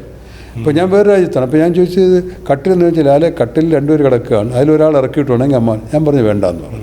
എനിക്ക് വേണ്ടി ഒരാൾ, അത് മര്യാദകളാണ്. ഞാൻ പഠിച്ച ട്രിവാൻഡ്രം മെഡിക്കൽ കോളേജിൽ ഇപ്പോഴത്തെ അവസ്ഥയാണ് പറയുന്നത്. വെൻറ്റിലേറ്റർ കയറ്റാൻ പറ്റാതെ ഒരു 4-5 പേര് എൻ്റെ ഇടപെടലിന് ശേഷം വെൻറ്റിലേറ്റർ ഇല്ലാത്തതുകൊണ്ട് മരിച്ചു പോയിട്ടുണ്ട്. അതിനകത്തൊരു 55 വയസ്സുകാരിയുണ്ട്. ഞാൻ ഫേസ്ബുക്കിൽ എഴുതിയ ഓട്ടോറിക്ഷക്കാരൻ്റെ അമ്മ. പ്രൈവറ്റ് അന്വേഷിച്ച് ഒരു ദിവസം 60,000 60,000 4-5 മാസത്തെ വരുമാനമാണ്. വീട്ടിൽ കൊണ്ടുപോയി മരിക്കാൻ അനുവദിക്കുക. തിരുവനന്തപുരം മെഡിക്കൽ വെൻറ്റിലേറ്റർ ഇല്ല. ഞാനീ പറയുന്നത് ഇവിടുത്തെ ആശുപത്രിയുടെ ഡോക്ടർമാരെ മോശമൊന്നല്ല. നമ്മളൊരു 40 കൊല്ലം പേര് വീട് വെച്ചു, മക്കളായി മരുമക്കളായി ചെറുമക്കളായി 19 പേര് ബന്ധുക്കളാണെന്ന് പറയാം, 10-25 പേര് എല്ലാം കൂടി ഈ വീട്ടിൽ താമസിക്കണമെന്ന് പറഞ്ഞാൽ എങ്ങനെ ഇരിക്കും? എനിക്കന്ന് വെച്ചപ്പോൾ പഞ്ചായത്ത് അവാർഡ് എന്ന വീടാണ്, ഞാൻ ബെസ്റ്റ് വീടാണ് വെച്ചത്. നിങ്ങളെല്ലാം കൂടെ ഒരു പുതിയ മുറി ഉണ്ടായിട്ടില്ല, പുതിയ ടോയ്ലറ്റ് ഉണ്ടായിട്ടില്ല. എനിക്ക് അവാർഡ് കിട്ടിയ വീടാന്ന് പറഞ്ഞ പോലെ അവാർഡ് കിട്ടിയ ആശുപത്രികളാണ്. ആ കാലം മാറി. തിരുവനന്തപുരം മെഡിക്കൽ കോളേജ് ഉണ്ടാകുമ്പോഴത്തേക്ക് ഇവിടെ ജനസംഖ്യ ഇതിൻ്റെ പകുതി പോലും ഇല്ല. അന്നത്തെ സൗകര്യങ്ങൾ. പക്ഷേ അന്നത്തെ ബഡ്ജറ്റിൽ വെക്കുന്ന അതേ എമൗണ്ട് തന്നെയല്ലേ ഇപ്പോഴും? ബഡ്ജറ്റും കൂടിയിട്ടില്ല. ആരോഗ്യത്തിന് ബഡ്ജറ്റ് നീക്കി വയ്ക്കുന്ന 4-5% ഉള്ളൂ. അതിൻ്റെയും നല്ല ശതമാനം ഉപയോഗിക്കുന്നില്ല. പകുതി മുക്കൽ ഈ ആയുർവേദ ഹോമിയോ പോലെ ഇതിന് പോവുകയും ചെയ്തു. അനാവശ്യമായിട്ടുള്ള ഇൻവെസ്റ്റ്മെൻറ്റുകളും ഉണ്ട്. നമ്മൾ വോട്ടുകൾക്ക് വേണ്ടിയിട്ടുള്ള വോട്ട് കിട്ടാൻ നോക്കിയിട്ടുള്ള ഇൻവെസ്റ്റ്മെൻറ്റുകളും ഉണ്ട്. അതാണ് ഞാൻ പറയുന്നത്. തിരുവനന്തപുരം ഞാൻ അനുഭവസ്ഥനാണ് പറയുന്നത്. 86-കാരൻ അച്ഛൻ്റെ മകൻ വന്നിട്ട് തറയിൽ കിടക്കുകയാണ്. ഞാൻ പിന്നെ പ്രൈവറ്റ് ആശുപത്രി കൊണ്ട് ഇട്ടു. അവിടെ ഒരു ദിവസം കഴിഞ്ഞപ്പോൾ അവർ വിളിച്ചു പറഞ്ഞു ഒരു ദിവസം 25,000 രൂപ അടച്ചില്ലെങ്കിൽ രണ്ടാമത്തെ ചികിത്സയില്ലാന്ന്. അവരോട് തർക്കിക്കാൻ പറ്റില്ല. കാരണം പറയുന്നത് പണ്ട് ഞാൻ ഡെഡ് ബോഡി റിലീസ് ചെയ്യിച്ചിട്ടുണ്ട്. ഡെഡ് ബോഡി റിലീസ് ചെയ്തപ്പോഴത്തേക്ക് റിലീസ് ചെയ്യാനായിട്ട് അവരുടെ കയ്യിൽ പൈസയില്ല. ഞാൻ തിരുവനന്തപുരം പ്രൈവറ്റ് ആശുപത്രി 10-25 വർഷം അച്ഛൻ്റെ സുഹൃത്തിന് വേണ്ടി വിളിച്ചാണ്. വിളിച്ചപ്പോൾ പറഞ്ഞില്ല അല്ലെ വിടാം, പക്ഷേ ഇങ്ങനെ വിട്ട ഒരാളും പൈസ തന്നിട്ടില്ല. എനിക്ക് ആശുപത്രി നടത്തിക്കൊണ്ടാണെന്ന് ചോദിക്കുന്നത്. അപ്പോൾ ഇതൊരു വിഷയസർക്കിൾ. അപ്പോൾ ഈ ഗവൺമെൻറ്റും പ്രൈവറ്റും ഇൻഷുറൻസ് എല്ലാം കൂടെ ചേർന്നൊരു മേഖലയാണ് വേണ്ടത്. ഇപ്പോൾ നടക്കുന്നുമുണ്ട്. ഇപ്പോൾ പണ്ട് പ്രൈവറ്റ് ആശുപത്രികളെ ഉള്ളു, ഗവൺമെൻറ് ആശുപത്രിയിൽ സൗകര്യമില്ല, ഡോക്ടർമാരില്ല. ഗവൺമെൻറ് ഇപ്പോഴും ആ സ്കീം നിലനിൽക്കുന്നുണ്ട്. പ്രൈവറ്റ് ആശുപത്രി ഡോക്ടർക്ക് ഗവൺമെൻറ് ആശുപത്രി വന്ന് സിസേറിയൻ ചെയ്യാം, എല്ലാവരും മരിച്ചു പോകും. ആ പ്രൈവറ്റുകാരന് പൈസ കൊടുക്കും. ഈ സിസ്റ്റം അപ്പോൾ പബ്ലിക് പ്രൈവറ്റ് പാർട്ട്ണർഷിപ്പും വരും. അങ്ങനെയാണ് ഇവിടെ മുന്നോട്ട് പോകേണ്ടത്. പ്രൈവറ്റിന് ഞാൻ എതിരാ എന്ന് പറഞ്ഞിട്ട് മുഖ്യമന്ത്രി അമേരിക്കയിൽ പ്രൈവറ്റിൽ പോകും, പ്രൈവറ്റിനെതിരാന്ന് പറഞ്ഞിട്ട് ആരോഗ്യമന്ത്രി പ്രൈവറ്റ് ആശുപത്രി പോകും. അപ്പോൾ ഇത് ശരിയല്ലേ? അച്യുതാനന്ദൻ മരിച്ച പ്രൈവറ്റ് ആശുപത്രി കിടന്നാണ്. മെഡിക്കൽ കോളേജ് ഏറ്റവും നല്ലതാണെന്ന് മുഖ്യമന്ത്രി പറഞ്ഞുകൊണ്ടിരിക്കുമ്പോൾ അച്യുതാനന്ദൻ്റെ ഫാമിലിയുടെ അദ്ദേഹത്തിന് ചോയ്സിനെ ചോദ്യം ചെയ്യുന്നില്ല. പക്ഷേ മെഡിക്കൽ കോളേജ് പണ്ടങ്ങനെയല്ല. മെഡിക്കൽ കോളേജ് പോകുന്ന വലിയ റെക്കമെൻഡ് മന്ത്രിമാർക്കൊക്കെ കിട്ടുകയുള്ളായിരുന്നു പേ അവാർഡ് മന്ത്രി പറഞ്ഞാൽ. അപ്പോൾ ആ ചേഞ്ചിനെ അവർ ഉൾക്കൊള്ളുന്നില്ല. ഈ മയോ ക്ലിനിക്കിൽ പോകുന്ന നമ്മുടെ മുഖ്യമന്ത്രി തന്നെയാണ് ഹോമിയോയെ കൊണ്ട് എല്ലാം സാധിക്കുമെന്ന് പ്രസ്താവനകൾ ഇറക്കുന്നതും അതാണ് ഏറ്റവും വലിയ സങ്കടം. ഒന്ന് പൊളിറ്റിക്കൽ, രണ്ടാമത് അറിവില്ലായ്മയുണ്ട്. അറിവില്ലായ്മ അംഗീകരിക്കാനുള്ള മടിയുണ്ട്. അതുമുണ്ട്. ഞങ്ങളുടെ എനിക്കറിയാം, പണ്ടൊരു കമ്മ്യൂണിസ്റ്റ് നേതാവിടെ പേവാട്, ഞാൻ ഔസേനാണ്. ഞങ്ങളുടെ സർജൻ പറഞ്ഞു, സാർ എല്ലാം ചേർന്ന് ഇനി പ്രാർത്ഥിച്ചോളാൻ ഭാര്യയെ നോക്കി പറഞ്ഞു. അങ്ങേര് പറഞ്ഞ്, ഡോക്ടറെ അത് വേണ്ട, ഡോക്ടർ ചികിത്സിച്ചാൽ മതി എന്ന് പറഞ്ഞു. അങ്ങനെ പറയാൻ കഴിയും. അപ്പോൾ ഇത് ഈ ചികിത്സയിൽ വിശ്വാസമില്ലാത്തതുകൊണ്ട് അദ്ദേഹം പറഞ്ഞു പോകുന്നതാണ്. എന്തെങ്കിലും പ്രശ്നം വന്നാൽ ഇപ്പോൾ ഡോക്ടറുടെ നടു ചവിട്ടി ഓടിക്കുകയും ഡോക്ടറെ കുത്തിക്കൊല്ലുകയൊക്കെ ചെയ്യുന്നിടത്ത് ഒരു വിശ്വസിക്കോളാം അല്ല പ്രാർത്ഥിച്ചോളാൻ പറയുന്നത് ദൈവത്തിനും സേഫ്റ്റി ഗിയർ കൂടിയാണത്. ഇതിനകത്ത് ഇപ്പോൾ ഡോക്ടർമാർ കുന്നുകളെയൊക്കെ ചെയ്യുന്നുണ്ട്. അത് സൊസൈറ്റിയുടെ ഒരുപാട് പ്രശ്നം. പക്ഷെ മറുവശത്തുകൊണ്ട് ഈ കമ്മ്യൂണിക്കേഷൻ നടക്കുന്നില്ല എന്നുള്ളൊരു പ്രശ്നമുണ്ട്. ഇപ്പോൾ ഞാൻ തിരുവനന്തപുരം മെഡിക്കൽ കോളേജിൽ, അന്നത്തെ ഏറ്റവും നല്ല കോളേജുകളൊന്നും, അവിടെ നിന്ന് MBBS പഠിച്ച ഒരാളാണ് ഞാൻ. ഞങ്ങളുടെ എങ്ങനെ പുസ്തകത്തിൽ എവിടെയൊക്കെ ഉണ്ട് കമ്മ്യൂണിക്കേറ്റ് ചെയ്യാൻ. ഡോക്ടർമാരെ കണ്ടാണ് നമ്മൾ പഠിക്കുന്നതെങ്കിൽ നമുക്ക് തല്ല് കിട്ടാനുള്ള എല്ലാ വഴിയുണ്ട്. കാരണം ഗർജിക്കുന്ന സിംഹങ്ങളൊക്കെ ആയിരുന്നു പ്രൊഫസർമാർ. കാരണം അന്ന് ഡോക്ടർമാർ കുറവാണ്. അവരിങ്ങനെ തൊഴുത് നിൽക്കും, ചീത്ത പറഞ്ഞാലും. ഇതും പഠിച്ചിട്ട് പോയി നാട്ടിൻപുറത്ത് ഗർജി അപ്പാടി തിരിച്ച് കിട്ടും. അപ്പോൾ ഈ കമ്മ്യൂണിക്കേഷൻ, ഞാൻ പറഞ്ഞില്ല, ഞാൻ ഇപ്പോഴും പറയാൻ ശ്രമിക്കുന്ന ആശുപത്രികൾ രോഗികൾക്ക് വേണ്ടിയിട്ടാണ്. നമ്മൾ ആശുപത്രിയിൽ ചെന്ന് കഴിഞ്ഞാൽ ഇപ്പോൾ പ്രൈവറ്റ് ആശുപത്രികളിൽ പോലും ഉണ്ട് സർക്കാർ രീതികളിലാണ് പെരുമാറുന്നത്. നിനക്ക് വേറെ എവിടെയെങ്കിലും പോയിക്കോ, നീ എന്തിനാ വന്നതെന്ന രീതിയിലാണ്. അങ്ങനെ രോഗികൾക്ക് വേണ്ടിയിട്ടുള്ള സ്ഥാപനങ്ങളാണ് ആശുപത്രികൾ. അതിൻ്റെ കൂട്ടത്തിൽ നമുക്ക് ഇവിടെ ജോലി കിട്ടുന്നേ ഉള്ളൂ. നമുക്ക് വേണ്ടിയല്ല, ഡോക്ടർമാർക്ക് നഴ്സിന് വേണ്ടിയുള്ള അല്ല ആശുപത്രി. ബൈ പ്രോഡക്റ്റാണ് നമ്മുടെ ജോലി. അപ്പോൾ ഈ ഒരു മൈൻഡ് സെറ്റ് അത് മാറിയെടുക്കാൻ അത് മന്ത്രിമാരിൽ തന്നെ തുടങ്ങണം. മന്ത്രിയുടെ ഏറെ എൻ്റെ വകുപ്പാണ്, ഞാൻ എല്ലാവരും ഭരിക്കും. സാറ് ലോകാരോഗ്യ സംഘടനയുടെ ഭാഗമായിട്ട് വളരെയധികം രാജ്യങ്ങൾ സഞ്ചരിച്ചിട്ടുണ്ട്. ഒട്ടുമിക്ക ഇപ്പോഴത്തെ ന്യൂജൻ സഞ്ചാരികളായാലും പോകാൻ മടിക്കുന്ന രാജ്യങ്ങളിൽ വരെ സാർ മാസങ്ങളോളം നിന്നിട്ടുണ്ട്. അപ്പോൾ മലയാളിയും ഈ മറ്റുള്ള സാറ് സഞ്ചരിച്ച രാജ്യത്തുള്ള മലയാളിയുടെ ജീവിതവും ഈ മറ്റു രാജ്യങ്ങളിലുള്ള ആൾക്കാരുടെ ജീവിതവും തമ്മിൽ എന്തൊക്കെയാണ് സാമ്യങ്ങളും വ്യത്യാസങ്ങളും ഒന്നും? ഇപ്പോൾ അസുഖം വരുമ്പോൾ എല്ലാവരുടെ അവസ്ഥ ഒരുപോലെയാണ്. അത് മലയാളി എന്നൊരു നാട്ടുകാരന് വ്യത്യാസമില്ല. അസുഖങ്ങളെ സമീപിക്കുന്ന രീതിയിലും ഏതാണ്ടൊക്കെ ഒരുപോലെയാണ്. ഇപ്പോൾ മനുഷ്യർ ഭയം തോന്നും. കാരണം പാവപ്പെട്ടവൻ എല്ലാ രാജ്യത്തും ഒരുപോലെയാണ്. കേരളത്തിൽ പാവപ്പെട്ടവൻ തന്നെയാണ്, അതേ അവസ്ഥയാണ് തിമോറിലെയും പാവപ്പെട്ടവൻ, വാഷിങ്ടൺ DC പാവപ്പെട്ടവനും. വാഷിങ്ടൺ DC ഞാൻ വിചാരിച്ച്, നമുക്കറിയാം അവിടെ എന്ത് ഹോംലെസ് ഒക്കെ ഉണ്ടെന്ന്. ഏറ്റവും കൂടുതൽ റെയിൽവേ സ്റ്റേഷനിലൊക്കെ ഈ മരം കോച്ച് തണുപ്പത്ത് കിടന്ന് മരിച്ചു പോണ മനുഷ്യർ ഡൽഹിയിൽ മാത്രമല്ല വാഷിങ്ടൺ DC ഉണ്ട്. ഹോംലെസ്. പോലീസ് ഹെൽപ്പ് ചെയ്യില്ലേ അവരെ? ഹെൽപ്പ് ചെയ്താൽ അവൻ തിരിച്ചു വരും. അവർക്ക് കിടക്കാനുള്ള സ്ഥലങ്ങളൊക്കെ ഉണ്ടെങ്കിൽ അവൻ തിരിച്ചിവിടെ തന്നെ എത്തും. അപ്പോൾ ഡൽഹിയിൽ കാണുന്നതിനേക്കാൾ ഒരു പക്ഷേ കൂടുതൽ ഹോംലെസ് ആൾക്കാരെ ഞാൻ അമേരിക്കയിൽ കണ്ടിട്ടുണ്ട്. ദരിദ്രരുണ്ട്, വഴി മഞ്ഞുകൊണ്ട്. എൻ്റെ ഒരു ചെറുകഥ പോലും ഉണ്ട്, ഋതുക്കൾ ആർക്ക് വേണ്ടിയെന്ന്. ഡൽഹിയിൽ മഞ്ഞിലും ചൂടിലും മരിച്ചു പോണവരെ പറ്റിയാണ്. അത് അമേരിക്കയിലും ഉണ്ട് മനുഷ്യൻ്റെ. അപ്പോൾ ഞാൻ പറഞ്ഞത് മനുഷ്യരുടെ അടിസ്ഥാന കാര്യങ്ങൾ എല്ലായിടത്തും പൈസ ഉണ്ടെങ്കിൽ രക്ഷയെന്നുള്ളതുണ്ട്. പക്ഷേ കേരളവും ഇന്ത്യയൊക്കെ മെച്ചമാണ്. നമുക്ക് ചികിത്സാ സംവിധാനങ്ങളുണ്ട്. ഇവിടെ ഒരു കുട്ടി പാമ്പ് കടിച്ച് മരിച്ചാൽ വലിയ വാർത്തയാണ് എത്രയെങ്കിലും ദിവസം. തിമോർ ചെന്നപ്പോഴത്തേക്ക് പാമ്പ് കടിച്ചാൽ മരിക്കും എന്നുള്ള എല്ലാവർക്കും. പാമ്പ് കടി കിട്ടാതെ നോക്കുക എന്നാണ്. കാരണം ഓസ്ട്രേലിയ കൊണ്ടുപോകാൻ പറ്റില്ലല്ലോ, പാമ്പ് കടിച്ച പ്രസിഡൻറ്റിനെ കൊണ്ടുപോകാൻ പറ്റുള്ളൂ. അപ്പോൾ പാമ്പ് കടി കിട്ടാതെ നോക്കുക എന്നുള്ള, പഠിച്ചാൽ മലയിൽ നിന്നൊക്കെ ഇറങ്ങി വരുമ്പോഴത്തേക്കും ചത്തുക പോകും. അപ്പോൾ ഈ ചികിത്സാ സൗകര്യങ്ങൾ വളരെ കുറവാണ്. പക്ഷേ ഇത്രയും ചികിത്സാ സൗകര്യങ്ങൾ ഉണ്ടായിട്ടും ഈ പാമ്പ് കടിയുടെ കാര്യം പറഞ്ഞുകൊണ്ടാണ് പാമ്പ് കടിച്ചിട്ട് മരിക്കുന്ന, അതായത് ചികിത്സ കിട്ടാതെ മരിക്കുന്ന ആൾക്കാരുടെ എണ്ണമാണ് ഇവിടെ കൂടുതൽ. പേപ്പട്ടി വിഷബാധ, ഇത് പ്രോപ്പറായിട്ട് ചികിത്സ എടുക്കാതെ ആയുർവേദം ഹോമിയോ പോലെ പോകുന്നതാണ് ഇവിടെ ഏറ്റവും കൂടുതൽ. എനിക്കറിയാം, ഇപ്പോൾ ഉള്ളൂർ ജംഗ്ഷനിൽ ഒരു ഉള്ളൂർ ഭാസി സ്മാരകമുണ്ട്. KFCൻ്റെ വലിയ നേതാവായിരുന്നു, 90കളിൽ മരിച്ചുപോയാണ്. ഞാനന്ന് വളരെ വേദനയോടെ കലാകൗമുദി അന്ന് പത്രമൊക്കെ ഉള്ള അതിനകത്ത് എഴുതിയതാണ്. ഉള്ളൂർ ഭാസി പാമ്പ് കടിച്ചപ്പോഴത്തേക്ക് 1 കിലോമീറ്ററുള്ള മെഡിക്കൽ കോളേജിലേക്ക് അവിടെ കൊണ്ട് അതര 3 കിലോമീറ്റർ അപ്പുറത്തൊരു വിഷവൈദ്യൻ്റെ അടുത്ത് കൊണ്ടുപോയി, മരിച്ചുപോയി. അപ്പോൾ അതിപ്പോഴും കേരളത്തിൽ നടക്കും. നാളൊരു കുട്ടി മരിച്ചില്ലേ? അപ്പോൾ പാമ്പും പേപ്പട്ടിയും കാരണം ഒരാൾ മരിക്കേണ്ട കാര്യം. ഇപ്പം താമസിച്ചു പോയി കഴിഞ്ഞാൽ മലയിൽ നിന്നൊക്കെ വരുമ്പോൾ ചിലപ്പോൾ വിഷം കൊണ്ട് ചിലപ്പോൾ ആൾ മരിച്ചു എന്ന് വരും. സ്വാഭാവികമായിട്ട് മരിക്കേണ്ട കാര്യമില്ല. പക്ഷേ അത് ജനങ്ങൾക്ക് അറിയാത്തതിൻ്റെ പ്രശ്നമുണ്ട്. ഇപ്പോഴും പാമ്പ് കടിച്ചാലോ പേപ്പട്ടി കടിച്ചാലോ ചികിത്സ എടുക്കാതിരിക്കുന്ന, അല്ലെങ്കിൽ പാരമ്പര്യ ചികിത്സയ്ക്കൊക്കെ പോകുന്നതിനകത്തൊരു അക്രമമുണ്ട്.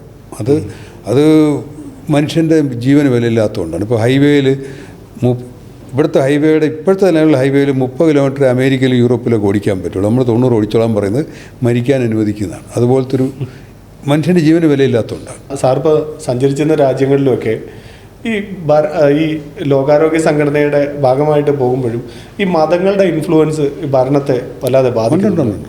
ഞാൻ HIV കൂടെ നോക്കിയിരുന്നാണ് തിമോറിൽ.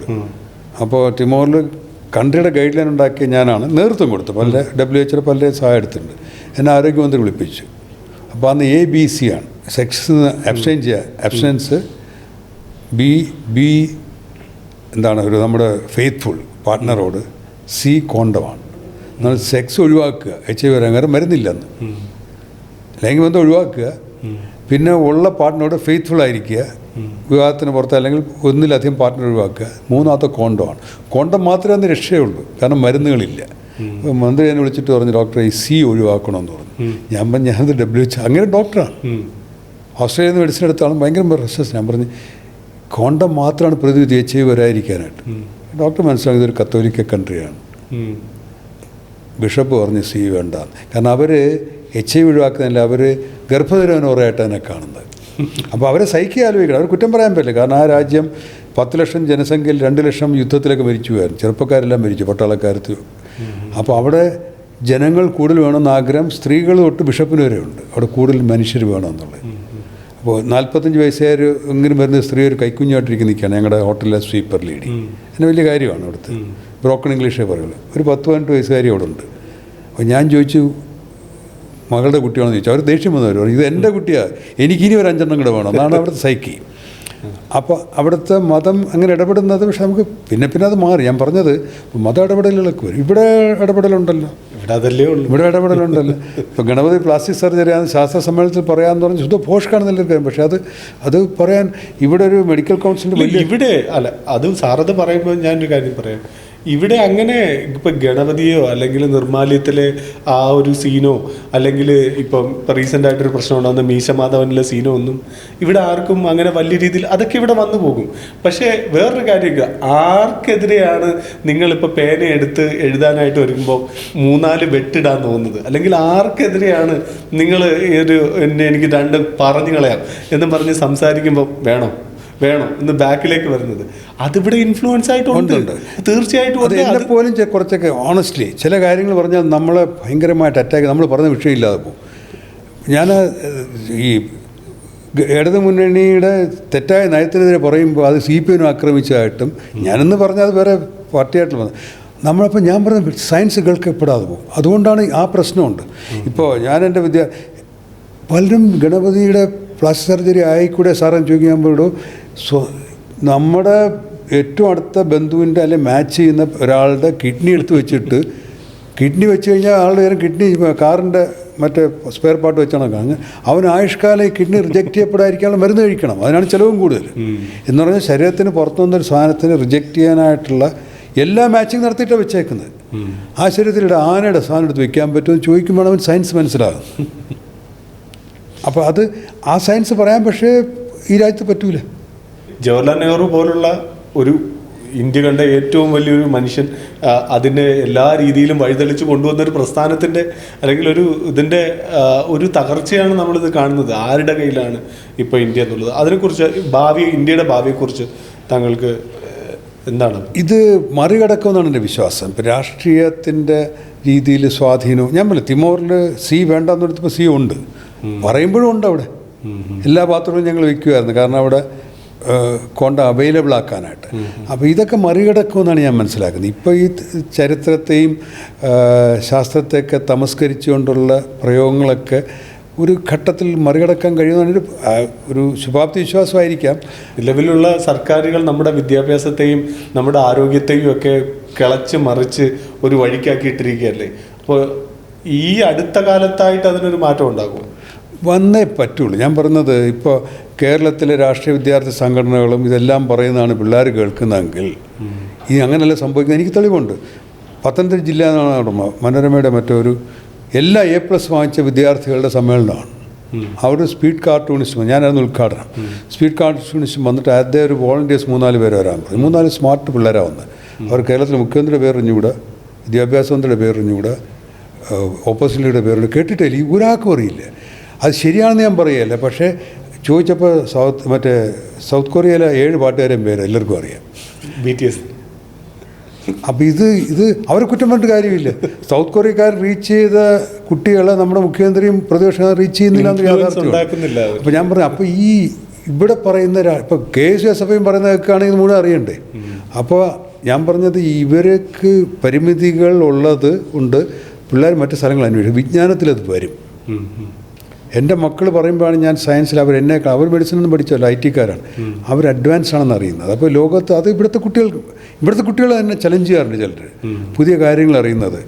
അപ്പോൾ അത് മാറുമെന്നാണ് ഞാൻ മനസ്സിലാക്കുന്നത്. രാഷ്ട്രീയക്കാർക്ക് പുറകെ ഓടേണ്ടി. ഇന്നാളൊരു വിദ്യാർത്ഥി സമ്മേളനത്തിൽ KSUSF എല്ലാ വിദ്യാർത്ഥികൾ പറയുന്നത്, ഞങ്ങളുടെ കാലത്ത് വലിയ നേക്കം വരും എന്നിട്ട് പറയുകയാണ്, ഞങ്ങളുടെ കാലത്ത് ക്യാമ്പസുകളുണ്ടായിരുന്നു, ഞങ്ങളുടെ കാലത്ത് മരങ്ങളുണ്ടായിരുന്നു, മരത്തണലിലിരിക്കുമായിരുന്നു, ഞങ്ങൾ സമ്മതിക്കാമെന്ന് പറഞ്ഞപ്പോൾ അമേരിക്ക എന്നൊരു എൻ്റെ സുഹൃത്തുണ്ട്, അയാൾ പറഞ്ഞു ഇപ്പോഴും ക്യാമ്പസ് ഉണ്ട്, അത് ഫേസ്ബുക്കും ഇൻസ്റ്റാഗ്രാമും, നിങ്ങൾ ആ ക്യാമ്പസ് ഇല്ലാത്ത നിങ്ങളുടെ കുഴപ്പം. സൗഹൃദങ്ങളുടെ 10 ടൈംസ് കൂടുതലാണ്. അപ്പോൾ ഇപ്പം എന്താണ്, KSUക്കാരനായാലും SFI നേതാവായാലും അവരെല്ലാം ഇൻസ്റ്റാഗ്രാമിലേക്ക് പോകാൻ ബാധ്യസ്ഥരായി. വിദ്യാർത്ഥികളെ യങ് ജനറേഷൻ അവർ ഫോളോ ചെയ്യുകയാണ്. മറ്റേ നമ്മൾ CK ജീവൻ, M മുരളി, PT തോമസിൻ്റെ പ്രസംഗം അത് മാത്രമേ നമുക്കറിയാവുള്ളൂ. ഇപ്പോഴത്തെ PT തോമസുമാരും KSUവിൻ്റെ ആയിരുന്നു, CK ജീവന്മാരും M മുരളിമാരും വിദ്യാർത്ഥികളെ ഫോളോ ചെയ്താലും ക്യാമ്പസിലെത്തുള്ളൂ. ആ ഒരു ചേഞ്ച് ഉണ്ട്. അത് ഭയങ്കര ഇലക്ട്രോണിക് വിപ്ലവം കൊണ്ടുണ്ടായ ഡിജിറ്റൽ സാങ്കേതിക വിദ്യകളുടെയൊക്കെ ഒരു ഗുണമാണ്. ഇവരൊക്കെ കുറ്റം പറയുമ്പോഴും ഇതുകൊണ്ടാണ് കേരളവും ഇന്ത്യയും ലോകവും നന്നാകാൻ പോകുന്നൊരു ശുഭാപ്തി വിശ്വാസം എനിക്കുണ്ട്. പക്ഷേ ഇപ്പോഴത്തെ ഈ നേതാക്കന്മാരും അപ്ഡേറ്റ് ആയിട്ടില്ലല്ലോ. അവരിപ്പോഴും 1980കളുടെ ബസ് സ്റ്റാൻഡിൽ തന്നെ അവർ അപ്ഡേറ്റഡ് ആവും. അവർ രാഷ്ട്രീയ മരണം സംഭവിക്കും. ഇന്നത്തേക്ക് ഒരുപാട് നേതാക്കന്മാർക്ക് സംഭവിക്കാതെ പറ്റൂല. ഇപ്പോൾ ഒരു ട്രാൻസിഷൻ സമയമാണ്. ഇപ്പോഴും കുറേ പേര് അവർ പറയുന്നത് ക്യാമ്പസ് തല്ലുകൂടാൻ അടികൂടാനൊക്കെ, പക്ഷേ തിരിച്ച് ക്യാമ്പസുകളെന്ന് പറയുന്നത് ഇലക്ട്രോണിക് മാധ്യമങ്ങളാണെന്ന് മനസ്സിലാക്കുകയും അതല്ലേ മുഖ്യമന്ത്രിക്ക് പോലും ഫേസ്ബുക്ക് പോസ്റ്റില്ലേ, അദ്ദേഹം എഴുതുന്നതല്ലെങ്കിൽ പോലും അദ്ദേഹത്തിന് എഴുതാൻ നിർബന്ധമായി വരുന്നില്ലേ. അതാണ് എൻ്റെ ഒരു പ്രതീക്ഷയും. ഈ ഇന്നത്തെ എന്താണ് നമ്മുടെ യാഥാസ്ഥിക അല്ലെങ്കിൽ കണ്ടംപററി ആയിട്ടുള്ള കാര്യങ്ങൾ വിശ്വസിക്കുന്ന രാഷ്ട്രീയക്കാരെല്ലാം രാഷ്ട്രീയ മരണം സംഭവിക്കും, അത് ഉറപ്പാണ്. അപ്പോൾ ഇത്രയും തിരക്കുകൾ ഉണ്ടായിട്ടും അതെല്ലാം ഒഴിവാക്കി നമ്മൾക്ക് ഈ ഒരു അവസരം തന്ന അതിനകത്തൊരു തിരുത്തുണ്ട് എനിക്ക് തിരക്ക് വരുന്ന ഇതുപോലത്തെ കാര്യങ്ങൾ കിട്ടുന്നതുകൊണ്ടാണ്. നമ്മൾ ഇടപെടാനുള്ള മനസ്സ് വേണം. പക്ഷേ സാറിൻ്റെ ആവശ്യം നമ്മൾക്ക് മാത്രമല്ലല്ലോ, മറ്റു പല കാര്യങ്ങൾക്കും, പ്രത്യേകിച്ച് ഒരു പൊതുപ്രവർത്തകനായി കഴിയുമ്പോഴത്തേക്ക് ഇതിനേക്കാളും വലിയ കാര്യങ്ങൾ താങ്കൾക്ക് കാണുമായിരിക്കും. അപ്പോൾ ഇത്രയും ഒരു സമയം നമ്മൾക്ക് അനുവദിച്ചു തന്നു. അത് മാത്രമല്ല, ഇത് മതിയല്ലെങ്കിൽ ഇനിയും സമയം തരാമെന്ന് പറഞ്ഞു ഞാൻ അവൈലബിൾ. കാരണം എനിക്ക് മാത്രം കിട്ടിയ കുറേ അനുഭവങ്ങളുണ്ട്. ഇപ്പോൾ ഞാനൊരു സർക്കാർ സ്കൂളിൽ പഠിച്ചിട്ട് ഞാൻ ജോലി ഉപേക്ഷിച്ച് വരുന്ന വാഷിങ്ടൺ DC നിന്നാണ്. ആദ്യത്തെ ഡയറക്ടറാണ് നോൺ അമേരിക്കൻ. അപ്പോൾ അവിടെ എനിക്ക് ശേഷം ഒരു ഓർഗനൈസേഷൻ ഞാനൊരു മലയാളിയെ തന്നെ കൊണ്ടുവന്നു. എൻ്റെ കോളേജിൽ പഠിച്ച ഒരാളെ ഗ്ലോബൽ ഡയറക്ടറാക്കാൻ ഞാൻ പറഞ്ഞു. അപ്പോൾ എനിക്ക് ഒരുപാട് അനുഭവ വഴികളുണ്ട്. അപ്പോൾ അതെനിക്ക് പറയാനും യങ് ജനറേഷന്, ഞാൻ ഈ സർക്കാർ സ്കൂളിൽ പഠിച്ചെന്ന് പറയുന്നത്, സർക്കാർ സ്കൂളിൽ പഠിച്ചിട്ട് മലയാളം മീഡിയത്തിൽ പഠിച്ച് വാഷിങ്ടൺ DC ഒരു ടീം ലീഡറായിട്ട് എത്താൻ അത്ര എളുപ്പമല്ല, പക്ഷേ എളുപ്പമാണ്. അതിൻ്റെ വഴികളാണ് ഞാൻ ഈ പറയുന്നതും ചെറുപ്പക്കാർ പഠിപ്പിക്കുന്നതും പറഞ്ഞു കൊടുക്കുന്നത്. അപ്പോൾ അതുകൊണ്ട് എനിക്ക് പറയാനിഷ്ടമാണ്. ഞാൻ ജീനിയസോ മജീഷ്യനോ ഒന്നും അല്ലല്ലോ. നമ്മൾ സാധാരണ വീട്ടിൽ സർക്കാർ ഉദ്യോഗസ്ഥൻ്റെ മോനിത് പറ്റുമെങ്കിൽ ഈ നാട്ടിലെ ചെറുപ്പക്കാർ അമേരിക്കയിൽ പോകണതാണ് ശരിയെന്നല്ല പറയുന്നത്, പക്ഷെ പോകാൻ പറ്റാത്തതെന്ന് വിചാരിക്കരുത്. UN എത്തിപ്പെടാൻ പറ്റൂല എന്ന് വിചാരിക്കരുത്. മുരളീധന്മാരൂടിയില്ല, ഞാനില്ല, നമ്മളൊക്കെ സാധാരണ മനുഷ്യരാണ്. അപ്പോൾ അതിൻ്റെ വഴികൾ പറഞ്ഞു കൊടുക്കുകയാണ് നമ്മൾ. അതുകൊണ്ട് എനിക്ക് കമ്മ്യൂണിക്കേറ്റ് ഇഷ്ടമാണ്. ഈ ഒരു അവസരത്തിൽ ഇവിടെ വന്ന സാറിന് എസൻസിൻ്റെ പേരിൽ നന്ദി അറിയിച്ചുകൊണ്ട് ഇന്നത്തെ പ്രോഗ്രാം ഇവിടെ വൈൻഡപ്പ് ചെയ്യുകയാണ്. എല്ലാവർക്കും നന്ദി, നമസ്കാരം. Thank you.